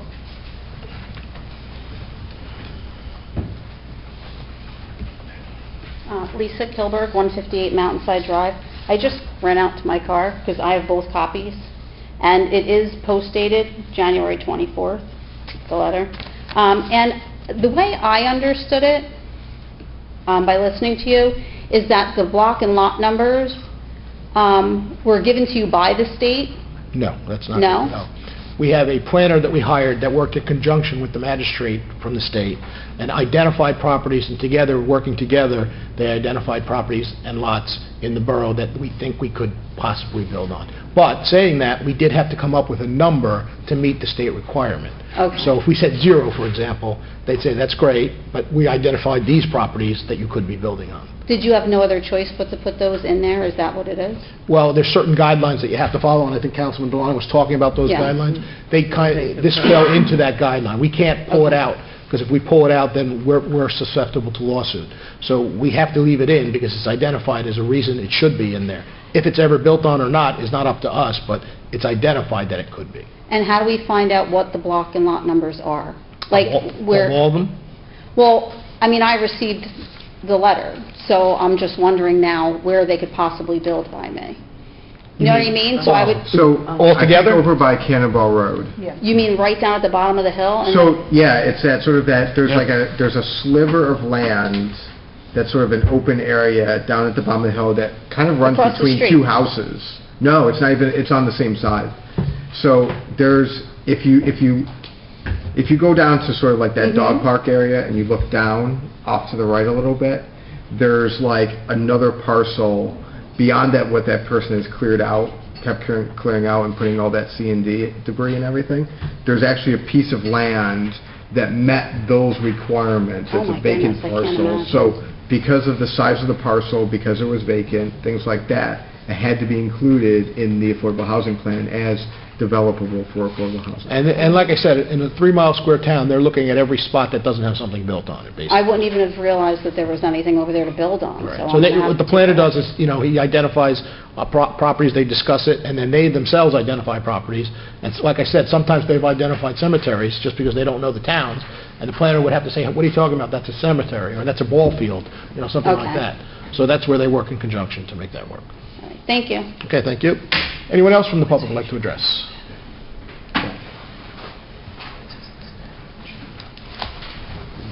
Randy Hinton, 443 Montclair Ave. Concerning this, and I sympathize with the residents, is there a date that you needed to have this done by? Or do you have time that you could do another 30 days before you approve this? I don't know the answer. It was done already, and that's the issue. I mean, But you're going to vote on it today. my issue is that when the ordinance was first done, it went to the courts already. That was the problem, and we were told after the fact that the special master met with the judge, and they felt they should add the lots and blocks after that. But that's why we had to make the December 11th or 10th deadline to have this all in place. We did 5 or 6 ordinances, remember back November, December timeframe, all do a COA, and our planner was here that night, and so that's the issue. So we have to kind of finalize this one way. This is not coming from the borough, just so everybody understands. The state is telling us to do this. We haven't reached out to do this in any shape or form. We thought we did everything. Like I said, we've been doing this for a very long time. It's now just recently that the magistrate said, no, I want you to do this now. We weren't aware of that until he told us, and he runs the show. We do what he says. We can't argue what he's asking us. So that's where that came from. To that mayor's point, since 2015, the borough has spent over $112,000 in planning, in zoning, and legal fees to work with the courts to get to a point where we're today, because otherwise we put the borough at jeopardy. So this has been a very, very expensive proposition for the borough of Pompton Lakes. And some towns are not even as far as we are. They're still in negotiation stage, which is still years away. Kevin, if we were to delay it another month or 2 weeks, what would the harm be? I don't know. I don't know the answer to that question. Do you have any idea? I have no idea. And it seems like there's a lot of concern about it, so. That's my point. That's up to you, but I don't know what the magistrate has said. I'm not familiar. I don't know. That's Jeff, that question, and it could be the fact that the judge is not going to want to hear. I don't know the answer to that question. So let me just add, and that could happen, but the judge has the last say on this. I'm not going to say if we make the judge mad, but if something happens where the judge is not happy with us, he could then nullify our whole agreement and say, start from scratch, I want bigger numbers, I want more money put into it, and start the whole process over. You have to stay on their good side, these judges, because if you don't, they move on and say, I'm moving off your town, moving on to the next town, and we're starting from scratch. That's the chance you take by doing what you have to do. I mean, I don't vote, so I'm letting you guys know that. I have to tell you, from anything I have read, the deal we have with the court master is a very good one, because there are many towns that are required to put in 20%. The mayor had said that, whereas we're down to 10%, where some towns have 20%. Just to help on the confusion a little bit, the woman was just talking about lot and block numbers. Now, most everybody knows what their particular lot and block number is. But the tax map is available in the office that they could come in and use that to go through the lot and blocks that were listed on the paper. Also on our website. Yeah, also, I was about to say, it's also done on our website. You can do it right from our webpage. Just put the block and lot numbers in and identify all. Because I had a resident from Pequannock Ave come to me, and I have the tax maps for the Shade Tree Commission, and the first thing she said is, they're going to take my house? No, they're not going to take your house, because she didn't know where that lot and block, and it turned out to be the Borough Garage, which is on the list. But just so that the residents know, those maps are available. They are. To figure out where those lot and blocks are. In the tax office or online on our webpage, yes, correct. Anyone else like to address? Please step up. Ernie Garrett, 86 Broad Street, Pompton Lakes. I just want to clarify one thing. On the AH1 and AH2, did the town just come up with this thing as far as how many townhouses can That I don't know. be built? He's asking, did we come up with the number of townhouses, or does COA come up with that? It's sort of like a rule of thumb, basically. It's almost like 10 units an acre. It's what's the yield to get to at least one. They're generating at least trying to generate at least one affordable housing unit per acre. So 10 sort of gets you there as a result. So, yeah, so what he's trying to say is, it requires the 1 at 10%, so to get to the 1 of 10 on an acre, you need 10 units. That's where they backed into the 1 number to get to the 1. You understand what he's saying? Yeah, but is that done by the state or is that done by the municipality? It's a negotiation between fair share housing, the state, the magistrate saying, okay, I'm looking at 4 acres typically in this area. So if you have a lot of dense housing surrounding it, so you've got like Federal Hill and all of those areas around it, they're also looking at sort of like what's the overlying density of that specific area too.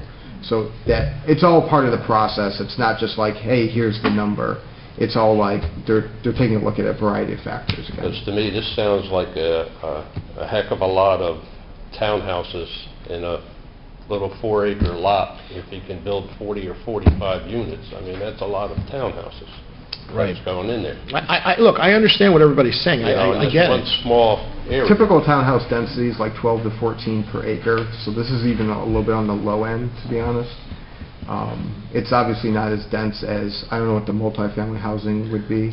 So first of all, Eric, why don't you just give a little background, because you're doing a lot of talking. Just tell them why you have so much knowledge. So I'm an urban planner myself, so this is a lot of what I do, and now I'm on the municipal side where we're dealing with the same issue in my municipality of somebody building multifamily in an area that we had to designate as affordable housing. So this is sort of my background. I've dealt with it on a day-to-day basis for about the last 3 to 4 years. So I know it pretty well from this, and it kind of allows me to transfer that knowledge on to the council side as well. Well, I'm very happy with one thing that you clarified, the zoning thing for me. Yes, that's good. Because that was a big problem that we had, and all the neighbors are come now, I can explain to them exactly. And I was confused about that myself, yeah, so. to clarify that, you know, it's automatically changed like that.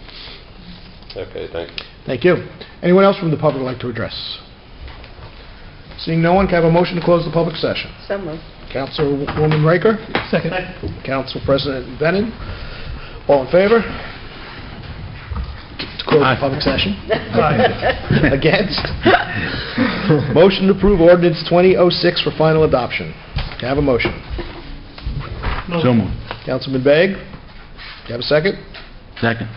Councilman Giaconetti, roll call, please. Can we have a discussion first? Sure, discussion, go ahead. So there's a couple of things at play. We did pass these ordinances in December. This ordinance, one of these ordinances were designating the Affordable Housing 1 and the Affordable Housing 2 zones. That's been done. They've been identified in the Fair Share Plan that was adopted, signed off by the special court master and the actual judge that's in charge of administering the affordable housing. What we're doing now is more or less an administrative change by listing the block and lots, okay? So we went from, well, we've got this plan, we have to designate these areas, they're identified on a map, they're in existence now. That's what it comes down to. But I think to Mr. Ivolino's point, there's a difference between going from that to listing the block and lots and giving the kind of notice that we end up doing. Now, it's not our fault that the post office may or may not have taken longer. So I'm on the mind that, one, we should either vote no to it at this point or carry it until a subsequent meeting, because whether we like it or not, whether Mr. Ivolino or any of the other residents that have concerns like it or not, this ordinance is in effect. We have that protection now. It's still the administrative portion. But then there's the issue of public notice. Again, 10 days being the requirement, 20 days, 30 days for an attorney to review it, whatever the attorney thinks that they're going to be able to do. Again, it's in enactment. We're making an administrative change. if we push it off to a subsequent council meeting, whether it be the next one coming up on the 26th or the first one in March being outside of a 30-day window, I think at least it gives people a little bit more peace of mind, and it says, okay, well, you know, we're forced into this. I think we acknowledge this. I think our residents understand that and acknowledge it as well. But I think we can also, to me, do the right thing by saying, well, let's buy some more time, let people sit on this, think about it, have discussions, really understand what's involved. Because, you know, again, at the end of the day, we don't have much choice, but the fact that we don't have much choice doesn't mean we just have to me, give up right now and just enact this ordinance for the administrative change just because. Well, that being said, though, giving the extra 2 weeks is not going to make a difference. It may not, but there's no difference. You know, yeah, but you know, sometimes it's a matter of being given the chance to know about things, and at least feeling like you had that knowledge. Versus why I found out 4 days ago, or well, no, you know, my neighbor. I'm having a problem with the found out 4 days ago because we did our no, we didn't, and everybody acknowledges that we did what we needed to do under the law. Can't control the post office, but again, to me, the additional time to me is almost nothing. To buy another 2 weeks or another 30 days, whatever it is that the March council meeting is, it's almost nothing. And I think to me, I think it's the right thing to do. I think it's at least an acknowledgement of the fact that nobody's happy with what we have to do here. So we're not all going to be happy together, but at least, if they're going to be pissed, let them be pissed at the state and be pissed at Fair Share Housing that forced us into this, and not, at the council because, they're looking at us. I mean, this is where the buck stops when it comes to this ordinance. But the buck doesn't stop. That's the issue. That's the issue. That the issue is, and the problem is, I don't think we have a clear-cut answer to the problem. You've acknowledged very well what you would like to see in a perfect world, to acknowledge the fact that all these people sitting in the audience have decided to come spend their evening with us and voice their concerns instead of sitting at home in the comfort of their own homes. The problem is that the attorney sitting to my left is not our regular attorney. He's sitting here acting on behalf of our regular attorney. Our regular attorney, Joe Ragno, has been ill. He is the one that negotiated this for the last 2-3 years. He is the one that worked with the special master. He is the one that sat in the judge's chambers. I'm sorry, I'm blanking on the name of which judge it is. Brogan, thank you. What our current attorney, what our administrator, and I used to do a tremendous amount of land use work. I am an attorney and did do a lot of this type of work, but frankly have not done it for quite some time, that I don't think there's anyone here in the chambers that is able to speak to what the downside risk is. The mayor alluded to it. So the question is, and I don't think anyone here quite has the answer, the mayor alluded to the fact that this has been negotiated for 3 years. It's been a tough, hard, the administrator indicated that it was an expensive negotiation for the borough. Technically, we don't have a signed, sealed deal until we have this ordinance passed. What the mayor alluded to, and no one can give us an answer this evening, is have there been promises made or expectations to Judge Brogan that the deal that we had, he's expecting to see a fully confirmed, voted upon ordinance in this time frame. And the issue is, do we open up a can of worms that will be to the detriment of us, to the folks in the audience, and to the whole community if we suddenly find that he's walking away from our 10% deal? And that's, so it's not, I understand that you're trying to appease all masters, but I'm not so, I don't know Have we actually negotiated a time frame? Are we within a time frame? That's Do the we question. know? I don't know the we answer. have an That- extra that's 30 days? actually- That's the question. That's the All we question. know is the magistrate asked for this. This is all we know. But here's, Today and or my in point 10 Have this is, days in- from now? my point Have is this in that our whether we ordinance. hold off, whether we vote on it tonight or we hold off, this ordinance minus the block and lots is still in effect. The only thing that we're waiting on is adding the block and lots to this ordinance. No, Otherwise- we're waiting on a signed deal. We don't have a signed We don't have deal. a signed deal from the courts? No, we're waiting on Because this. what happened is, okay, I had some conversations back and forth with Joe Ragno about this, and maybe others did as well. He went into one of the more recent meetings, assumed we had a deal. He came back quite surprised that they said, no, we don't quite have a deal because you don't have these lot and block numbers listed. You've got to go back, you've got to clean up your ordinance, and then we have the deal. That's, I mean, this is, conversations I had with him back and forth. So what the mayor is saying, and no one up here really exactly knows, to what extent, to what jeopardy are we putting ourselves in the event that we don't? So to follow up on that. Well, let me say one thing, too. I think it's important to understand, you can delay this all you want, but it's not going to change the bottom line. This block lot is in the deal. Right. So giving them 2 or 3 weeks or a month, I don't know what it's going to do for anybody, because that block lot is there. No, I It's know. not going away. And let me just add that I understand what everybody's saying, and I'm having our attorney now reach out to Joe now to see if does delaying it 2 weeks make a difference. If he tells me it doesn't make a difference, I have no problem delaying it. If he says, no, they're waiting on a decision right now, I agree with Councilman Riker saying, I don't want to jeopardize our deal in any shape or form. It is not a signed deal. We are waiting on a signed deal to put this to bed. If for some reason this messes this up, it's going to mess up a lot of things in the future that we're doing. So, if Joe tells me right now that, look, waiting 2 weeks is not making a difference, I got no problems in waiting 2 weeks. But if he says, look, I think maybe we need to do that, we need to reevaluate. So if he doesn't get back to us, unfortunately, it's going to fall on you guys to make that decision. That's what I'm going to tell you. That's why you're paid the big bucks, as our Shade Tree person will tell you. We want a 25% raise. No, they only got 2%. We would like a I was thinking of 25% myself, raise. too. I was like, okay, good.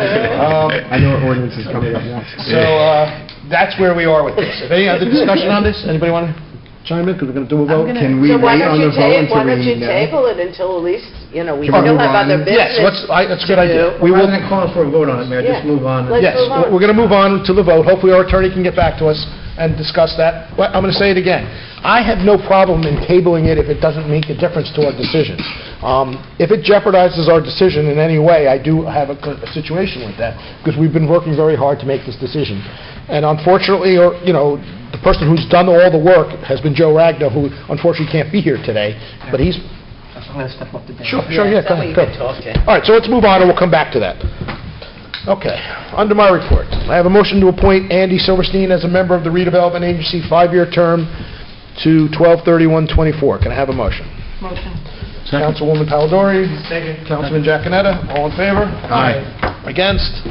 I'll make my report relatively quick, because we're moving along here. I had a meeting, I'm sure some of us here were there at the school function. They had a nice event highlighting the elective programs at the high school. It was well-attended, a lot of food, a lot of kids, a lot of parents. I thought it was a lot of interesting information. If you haven't been to the high school in a long time and see what they're doing now, it's not the old shop and cooking class that we remember. I mean, they have an actual chef in there working, cooking real food that you'd eat in a 5-star restaurant. So, My daughter. You've heard, that's right, Councilwoman Palladori's daughter was in there making a very good burger. I had 2 of them. Two? Come on, Barry, I had more than 2. So congratulations to them. We had numerous meetings on redevelopment. We're moving along. We see the Salvation Army is waiting on 1 or 2 more permits, and then they will be done and ready to move on. We had a meeting about the pond hole. We will be looking at fixing our pond hole from the drainage issues we're having. It's a complicated way to do this. It's going to take some time and some money, but unfortunately it's something we have to do because the pond hole is kind of sinking a little bit. It's our parking structure, so we have to look at that. We will be having CTO Day, Change of Officer Day with the high school, where they come up here and take over for us as council and mayor. I think the first meeting of that will be March 11th. They pick their own council and own mayor and come up with any problems or things they'd like to see improved in town. It's a great program. And I look forward to meeting the kids to talk about what they see their concerns on. When you see it through the kids' eyes, especially juniors and seniors in high school, they find things that maybe we don't see. Like one of the things was there wasn't enough recycling cans a couple years ago, I remember. And they were correct. There was more paper recycling than can recycling. And, so they bring up things that you might not see all the time. And I think I will need one quick closed session on negotiation. And that is my report. Council President Bennett. Thank you, Mayor. Just a couple of things. The security grant information. Oh, I'm sorry. I'm sorry. Go ahead. I forgot to mention that Passaic County did put out a calendar of, it was an art contest, and the reason I bring it up because it was from all Passaic County. We do have one of our own students here who is in the month of July. His name is Nicholas Savastano. He's from Lincoln Elementary School. Very nice to see Pompton Lakes represented in the Passaic County calendar, so it's always nice to see. Down on the bottom here. And he actually has a picture of the Wanapee Reservoir. You have a different one. I have a different one, because part of my report was, I wanted to show you this, and there was absolutely no Pompton Lakes. Well, I got the better one. And I wanted to, who's our Board of Ed liaison? And I wanted to pass it to them and say, please encourage your teachers so that we get better representation. I'm sorry, in the past. Councilor, go ahead. Because the one I have is 60% Hawthorne. All right, I'm up.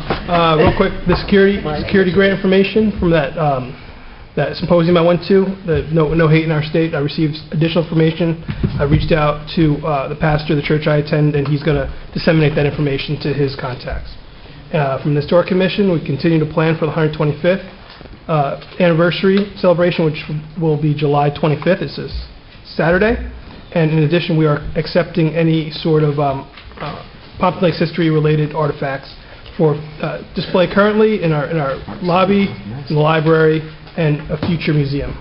And that's my report. To follow up on that, I think the administrator was going to reach out to Laura, who's running the 125th, to explain how we can start working to get funds paid for. So there's requirements. Did you end up... Yeah, I sent her an email, asked her to call me, so... Yeah, they've been in touch with Karen. Laura is one of our volunteers. Laura Jennings. Yes, it's all done by volunteers, but she'll have her reach out to Kevin and work out, because one of the vendors is asking for about that. Yeah. But please let Laura know that you want to try to get that kickoff going in conjunction with this April date. And the answer to her question, if you ask, will be we're going to do it from our side, the paperwork, so she won't have to do it. So, okay. All right. Thank you for your report. Councilman Giaconetta. Thank you, Mayor. I also was in attendance at the Pompton Lakes High School Fine Arts Night. Myself, along with the mayor, a couple of council people. My son is a senior this year, graduating. Did a lot of nice arts. They had music. They actually even had a band that next year will be 50 years, the 3M band. All guys that graduated from Pompton Lakes High School. Did a little reunion there, started right on that stage, and they had a good set. It was good to see that. A lot of people attended. It was a well-attended event, and they put on a very good show, and amazing with these high school and everybody that does over there. They even had Principal Vincent Problinski handing out hors d'oeuvres, walking around with trays and giving out food, which was all delicious. A lot of it. Yeah, a lot. Very good. So it was a well-attended, very good night. Also attended the Pompton Lakes Recreation Commission along with the mayor. Now, I did speak with Karen Murphy. I wanted to let the rest of the mayor and council know that she's going to be in need of a computer. Because I guess with the change of the once-a-month billing. On top of it, already all done. You got a computer? We got a computer. Boy, you're good. Actually, no, we actually put the... What'd you She do? had a computer. We can put on our computer she had. You sure? All right, because the last time I spoke to her... It was done yesterday, Monday, what day was it? Yeah. Wasn't it put on my computer? No, I don't think he can put it on. Oh, okay. I thought it was, okay. Yeah. She's going to get a computer, I thought. I thought it was maybe... Right, that's the whole thing. I just wanted to make sure everybody understands, right, that she's going to need a computer. Don't worry about it. Yeah, because this way she can do the billing, get it in, and, all sign off on the vendors, because that's going to change. I know we discussed it that night at the meeting. They feel it should work out all right, but it's a little different because they're going to have vendors waiting a little bit longer to be paid. So that's something we're going to have to address more when we get closer with Pompton Day and the bigger events. Some of these vendors might not be able to wait a month, and they're not regular vendors per se. Exactly. They're people. So I don't know how we're going to handle that. Something we'll have to discuss. It's a time issue, she has to figure that out, but every other town does it. Our recreation department is the only one that can never follow the rules and regulations. I've been fighting for this for 8 years. Our former CFO gave up. Gail said, I'm done. So if we have to pay the woman who paints faces for the day, how do we do that? Get a purchase order and... So she'll get paid a month later? That's how it works.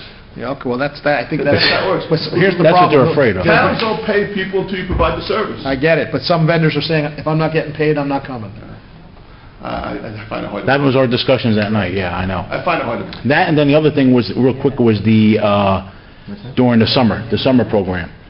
They wanted to somehow try to add the payment, if you can go online. Well, that they'll have to work through, What was that through, Mayor? I know what you were talking What's about. the system we're using, the pay? What's you sort of for salaries and wages? No, for parents to pay for their children. Well, that's... Right, they want to, what they're trying to identify through Community Pass, which they have now, to pay online, but they want to do it in payment schedules. They'll have to work that out with them. Community Pass, I guess. Yeah, that's what they'll have to deal with. Right, because what happens, it's a lot of money, $350 for one child, to come up with that all together. They're thinking if they can do payment plans, maybe have it done a little earlier, maybe two-part payment, three-part payment. Civic Plus, I'm sorry, Civic Plus, right? No, Community Pass. No. I think it is Community Pass. Still Community Pass. Yeah, all right. All right, we'll discuss that in next Yeah, we'll talk February's about meeting. All right. All right, that's all I have, Mayor, thank you. Okay, thank you. Councilwoman Palidori. I have a very short report tonight. I was going to mention that my daughter came home for that, so that made me very happy. She considered Chef Foley a mentor, so it makes me happy to be in a town where students graduate, they go on to pursue careers in courses that they study here. She's a student in the Culinary Institute of America now. He invites her back. This is the second year he's invited her back to come back and cook with him for that event. So it's really nice that we keep our kids engaged even after they graduate, and they continue to come back and participate in community events. I did attend also with Council President Bennett and Mayor Sarah the First Aid Squad Awards dinner. It was wonderful. It was a celebration of a tremendous amount of effort and dedication to our community. There were a lot of awards given out that night, but one in particular that stood out. There was an individual, Jerry McMinn, was it 65 years of service to our community. So I just wanted to make a mention. On the ambulance squad. On the ambulance squad. We actually, believe it or not, Councilman Bay was with us too. for a small little town, we have the distinction of having the oldest ambulance squad member and the oldest fireman, active volunteer fireman in town, two different people, which is pretty amazing. So it was a good event, and I don't know if you want to add anything to that? No, you hit it on the head. I mean, if you watch the news, there was an article in the Record today about volunteer fire departments and volunteer ambulance squads having issues in getting people to be members and join and take part.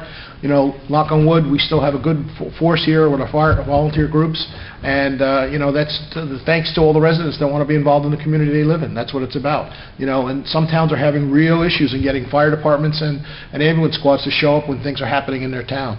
So, I always say, kudos to those two groups, because I get the calls on my phone when these things happen. They happen at 3 o'clock in the morning, they happen at 5 o'clock in the morning. These guys are out there doing what they got to do, and then getting up and going to work at 7:30 in the morning, 8 o'clock. So, and it's all volunteer. They're not getting paid for anything. So we all congratulate them on that and thank them. Anything else? Okay. Councilwoman Riker. I have a couple of quick remarks. The mayor spoke about the redevelopment. Lakeside Commons is almost done, but Lakeside Commons is really our first major redevelopment program. And what's happening is, success begets success. So the redevelopment agency is beginning to get other applications before us. We had one a couple of weeks ago. It's very much in its formative stage. It's rough. It needs some changes, but people are noticing, and the developers are noticing, that Pompton Lakes has lots of redevelopment opportunities. On that note, there were two people who were really instrumental in getting the redevelopment ball going in this community. Both of them served with me on the redevelopment agency early on, and they put in countless hours, and besides the countless hours, they brought, you saw an expertise that Councilman DeLine has from his day job. Well, they brought an expertise to the redevelopment agency from their day job, so it was really invaluable to us. And I would like to suggest that one of them was John Sugin, who is involved in the construction industry, who understood the plans and the designs. And the other was Rick Steele, who was a councilman up here, who served on the redevelopment agency, who is a banker during the day and very much understands these deals and pilots and some of the negotiations with the developers. And I'd like to suggest that when we do have some, I'm assuming sometime in the spring, some kind of kickoff acknowledging or ribbon cutting in some way, I feel that we should bring them here and at least give them some public acknowledgement for really being instrumental in, this has been, you and I have been on this dais together, I think, 10 years, and I think the redevelopment, we've been working on it for almost that full time. So I just wanted to throw that out. Dan O'Rourke, who's our DPW supervisor, sent us an email, asked us to do a shout out. For the last few council meetings, I've come here with my plastic bags reminding you that they don't go in recycling. We have Trex boxes around town. We have one here. We have one in the school, I think the library, a few other places. Word is getting out and people are really participating in that, and he wanted to let us know that just recently we had 570 pounds of plastic that amounted to 70 large plastic bags, and he said Stop and Shop was very helpful to him in handling them, and asked us to Stop and Shop in Wanacue and asked us to please give them a shout out at this council meeting. I hope we get credit towards our benches, though. I'm assuming we will. I don't know. I think that's all part of it. I think that's part of the Yeah, that's the why deal. they waited. Yeah. Actually, what happens is Okay. Trex actually doesn't care if they get the bags out. They just take the tonnage. The tonnage. So even though it goes to Wanacue, as long as Dan can report the tonnage to the Trex company, that's how that works. Okay, good. Oh, great. Okay, because he was very happy with the way it had happened. I did have in my notes commenting, a number of audience people mentioned it, and it was in my report.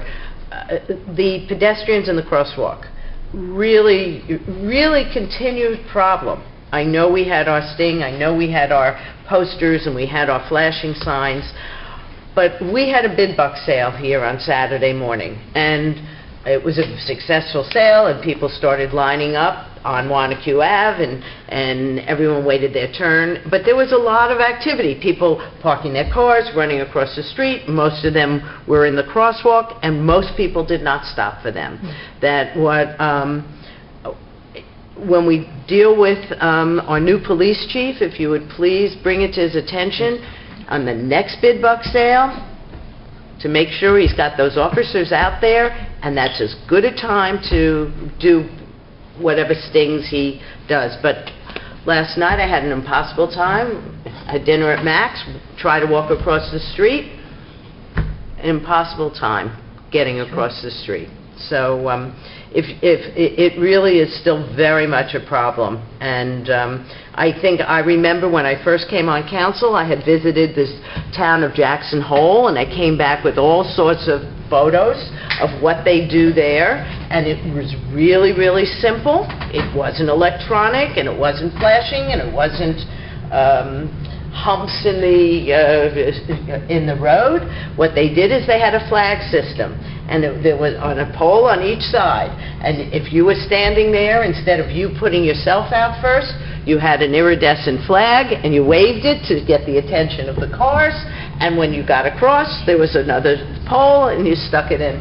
Now, and I was told that the kids are going to steal the flags, and that's not going to work, and maybe it won't work, but it is a problem we've been trying to deal with for the last for as long as I've been on council, and I really think we got to kick it up a notch, because it's really a problem. I believe you that the bid will be financing that. The flags or the flags? Okay. So I'm thrilled that the people in the audience are coming out and saying it, because we've been saying it here for a long time. It really needs to be, as Emerald would say, kick it up a notch. I noticed Ring doorbell is in your report. No? Yeah, my report. Well, when I read the administrators, that's 75. No? No, ma'am. Well, was I reading the wrong report? We Are don't we- have Ring. Are we not, because somewhere I read an old report then? Okay, because I was No, we going to say... got away from that because they were Yeah. charging you to... Right, but I thought somehow it came up, so we're not revisiting that. No, ma'am. I Okay, think they're good. they're not doing it, they're looking to redo the way they're, that program. Okay. They're currently on hold anyway. I also got a very nice thank you, all those involved, about the Babcock light situation, that's been resolved, and she sent me an email and thanking everyone that was involved. You know And the she- light went out again. Yes, I know, but she Back sent me an email to let me know it's I had back them out there again on. fixing it, so hopefully it'll Yes, they stay came on. and repaired it and was on last. Good. I periodically just flip to Channel 77, and in the last couple of weeks, I seem to have caught the old movie that they have. Is it from the 50s? 55. 55? If you haven't had the time to sit and watch this movie, it is just priceless. I encourage anyone who hasn't just watched 77 to see this. It is just really wonderful to see. Much more interesting than our meetings. And I do need a closed session personnel. I don't know if it's the same one as you, but I need one. Thank you, Mayor. That's my report.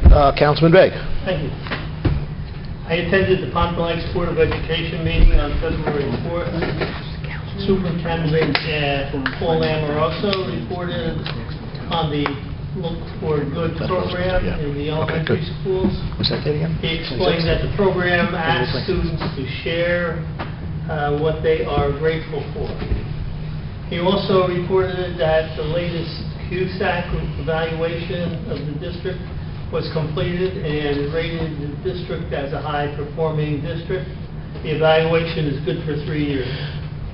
I received the Pompton Lakes Riverdale First Aid Squad report for the month of January from Chief Ken Rossi. There were 82 calls for the month of January, 49 in Pompton Lakes, 17 in Riverdale, 7 duty calls in Wanacue. There were 56 medical emergency calls, 16 trauma injury calls, 2 CPR calls, no motor vehicle calls, 4 fire calls. I received the Pompton Lakes Police Department report for the month of January from Chief Derek Clark. There were 2,462 calls for service for the month of January. There were 985 motor vehicle stops, 699 summonses issued, 23 motor vehicle accidents investigated, 62 ambulance requests, 3 DWI arrests, 27 alarm conditions burglary, 2 alarm conditions fire, 5 burglary calls, 2 thefts, no sexual assaults, no aggravated assaults, 9 domestic violations. The Detective Bureau investigated 21 complaints, served 7 summonses, served 2 warrants, and conducted 15 background investigations during the month. I attended the Pompton Lakes Chamber of Commerce meeting on February 10th. New members of the chamber are 506 Cafeteria and Diner, and Bob Trotter of Medical Billing. The chamber received a letter from the Pompton Lakes Women's Club giving information about the club and seeking new members. President Art Kafka reports the chamber has been working on the summer concert series and has signed several bands. He reports the Welcome Pompton Lakes sign on Hamburg Turnpike and Wanacue Avenue, that's at the monument, was destroyed by a vehicle, and the replacement cost for that is $3,000. He reports the bid buck sale on February 8th was a sellout. Pastor John Burton of the Pompton Lakes Reformed Church explained the community outreach program the church would like to start, involving free dinners being offered, and that would be once a month, and they are looking for sponsors for that. And I know he made a presentation to Rotary also, and Rotary's going to be sponsoring one of or two of those lunches, dinners. And that's my report. Good, thank you. Councilman Vaughn. Thank you, Mayor. So, first of all, a couple weeks ago, actually I guess it was last week, on the 4th, we had sort of a kickoff meeting for what's known as creating age-friendly places through... This is a grant that we're receiving, our planning assistance through New Jersey Future and the Henry and Marilyn Taub Foundation. Oh, you got it. I got it. Great. So one of the things that we're doing through this is, you know, it's called aging in place. So the idea is that most people, according to AARP, want to continue to live in the community that they grew up in, that they raised their children in, that they saw their children move out in, but they're still living in a house that maybe they don't have the wherewithal to maintain. Getting up the stairs is a little bit more difficult, things like that. But we still want them to, even if they haven't moved out, we want them to feel comfortable, that we want them to access services, we want them to go downtown and eat at restaurants and things like that. So that's the whole basis of aging in place. And New Jersey Future is helping us identify where these gaps in policy exist, whether it be housing or transportation or things like that. So as a first step, New Jersey Future has sort of undergone a demographic analysis. And I'm not going to go into a whole lot of details associated with it. But as far as you know, Pompton Lakes being the kind of community it is, with more or less a grid network system, with a lot of sidewalks in most locations, with a downtown that is, you know, not only well developed but is undergoing redevelopment, things like that. We've actually got pretty good bones. So the thing is that what this study is going to do is sort of identify those gaps in where we can help those kind of people that want to stay in our community, again, feel more comfortable, get to services, so they're not housebound, they're not isolated within their house. So that's going to be an ongoing process. We're going to be doing a web page on the Pompton Lake site with that information. We'll put the presentation that they gave us, and I think sometime in the near future, we're hoping to do a sort of a public meeting or show up to an event, kind of like what we've done through some other things, present the information, talk to you know, older residents, find out what concerns them, again, you know, what proactive steps the borough can do.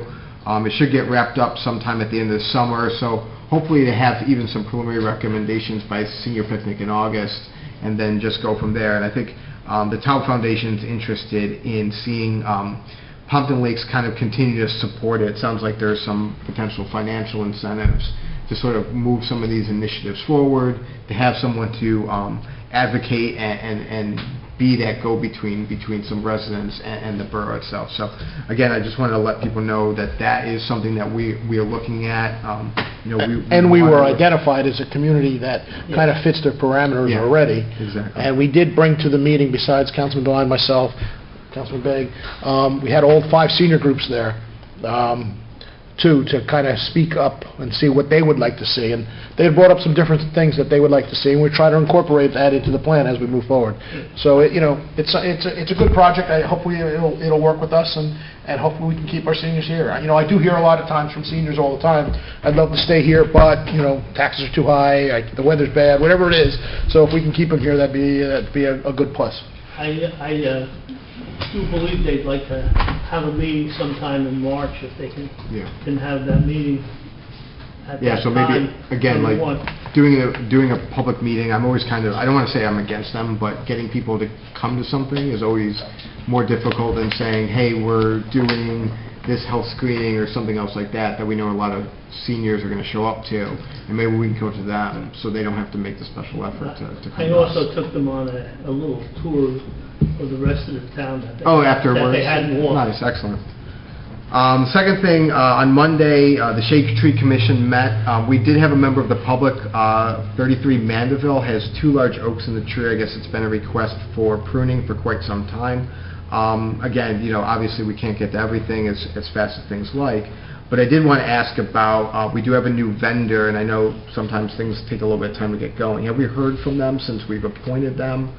Or anything like that? Tomorrow, yeah. Oh, we are, okay. That's new information to me, so thank you. Wow, they moved quick on that, so that's good. They must have. the back of the hairs on the back of their neck must have raised that you were talking about them. It's gotta be pushing. There you go. So the other thing that was coming up this year with Shade Tree was every community has to have a community forestry plan, and typically you update them every 5 years, and ours was, basically expiring at 2020, but I guess the Shade Tree Federation or something with New Jersey is changing what is required as part of that. So there's going to be a 5-year extension on the community forestry plan, so we don't have to do our community forestry plan for another 5 years. And the commission put together 47 volunteer hours in the month of January. And that concludes my report, Mayor. Good, thank you. Professional reports. The only thing that Joe had indicated, yeah, Mr. Ragno had indicated, I did have an opportunity to speak to him, and I shared with the mayor. The ordinance that's been the subject of discussion this evening, Mr. Ragno indicated, could be carried for 2 weeks. He didn't see that that would be an issue with the court at all. He wasn't concerned about that. And I made him aware of the local concern and the interest that was raised here this evening. And Mr. Ragno asked me to indicate to the mayor and to the council that he saw no problem with carrying it for 2 weeks. Minister's report. Just a couple of things, Mayor. We received information from Sue Scavone, our grants writer, relative to the firefighter grant. This is the firefighter grant, which allows the fire departments, first aid squads, to see if they get federal funding for equipment and things of that nature. We've gotten the grant in the past. So that was put out to both the fire department and first aid squad to get back to Sue. If they have anything, we'll work on any grants they're looking for in terms of equipment and so forth. Our order to finalize our annual debt statement. Right now, our debt sits at 0.703. Anything under 1% is great. The state allows you to go to as high as 3%. So our debt relative to our assessed value and our tax load is very, very, very good. And that's a total debt. It includes school debt, our debt, town in general. We received the Comores fourth quarter progress report. It provides the DEP for work that has been doing through DEP and EPA. We also received notification through Sue that New Jersey Highway Traffic Safety Grant, the pedestrian program, we do the police overtime to do decoys, is coming out, and the police will be reviewing that. I'm sure we'll be applying for that again in 2020. We received a letter from Jamie Morales, a longtime employee at the BPW, that he is resigning and was taking a position in another community. And last but not least, the Finance Committee will meet next week to go over the 2020 budget and hopefully introduce that on February 26th. Any questions for the administrator? Okay, so we're going to go back to the motion, and I'm going to make a motion to put off the vote till February 22nd, 2020. 26th. 26th, I'm sorry, 26th, 2020, which is 2 weeks from today. So if everybody's... You're asking for that motion. I'm asking for that motion. Yeah, that's the Yes, way I I'm sorry. get it. I can't make this. I'll make a motion, I'll second it. No, I can make the motion, actually. Yeah? I Okay, then you make a motion. I did, I just did. Okay. So I need a second. I second it. Councilman Giaconetti. There you Can't go. vote, but you can make I a can make a motion. I've just made a motion about it, putting Andy Silverstein on the redevelopment agency. The Frank? mayor made a motion, I second it. Okay, all in favor? Aye. Against? Okay, so for all the public that was here today, we'll come back and discuss this 2 weeks from now and put a final vote on it. You're more than welcome to come back and speak again in that 2 weeks if you'd like. And I just would indicate for everyone that is here and anyone who may be watching at some point, the public notice that went out is the public notice for that ordinance. No further public notice will be sent out. This is an adjourned date of second reading. Further publication of that adjourned date is not required. So all of you who received the notice within 200 feet of the properties are already on notice. Okay, that's good to know. Good. Any questions about that? No. Okay, tabled items none. I'd like to open the meeting for public comments. Can I have a motion? So moved. Councilman Devine, Council President Bennett, all in favor? Aye. Against? Anyone from the public like to address? Please step up.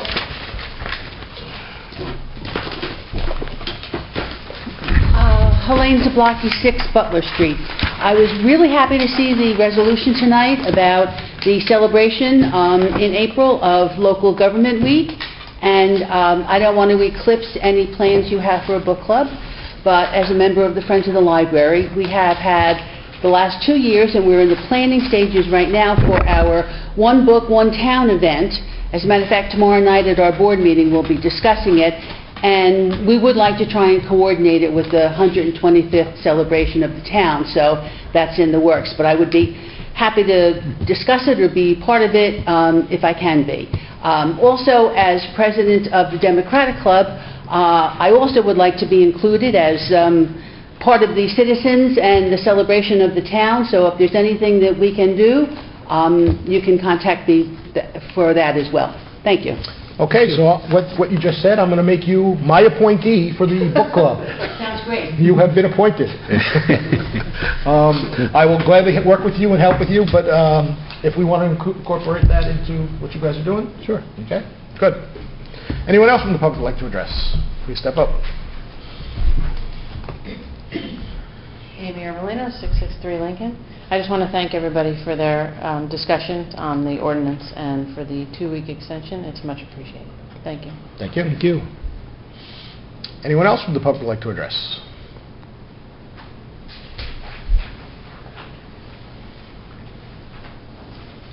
Randy Hinton, 443 Montclair Avenue.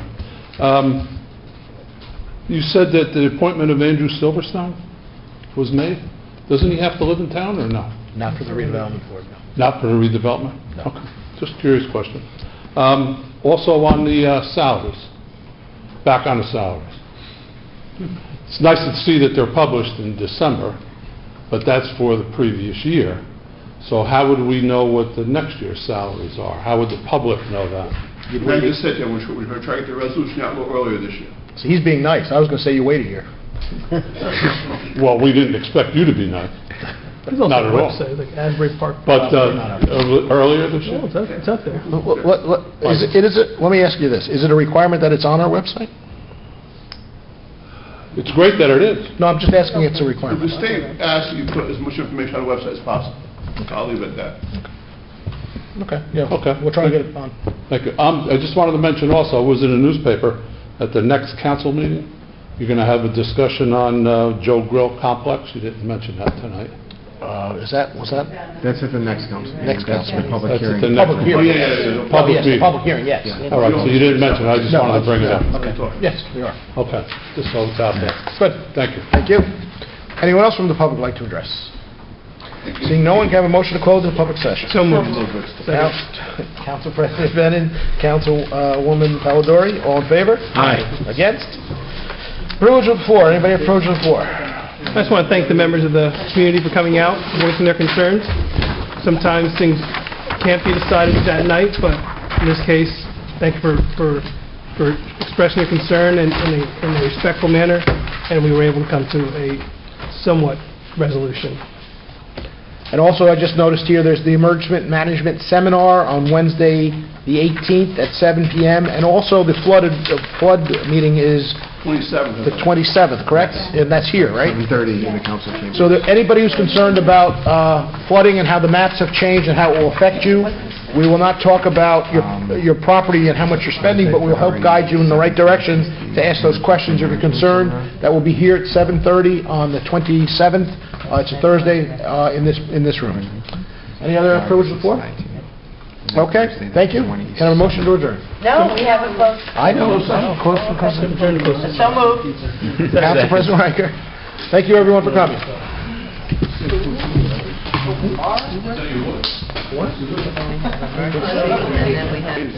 Property. Yeah, I don't know. That's all part of the negotiated number. You ready? Yes. In closed session, we discussed negotiation on future work and a personnel matter. Motion to adjourn. So moved. Second. Council President Bennon, Councilman whoever, DeWine? I don't know who said it. You're all talking over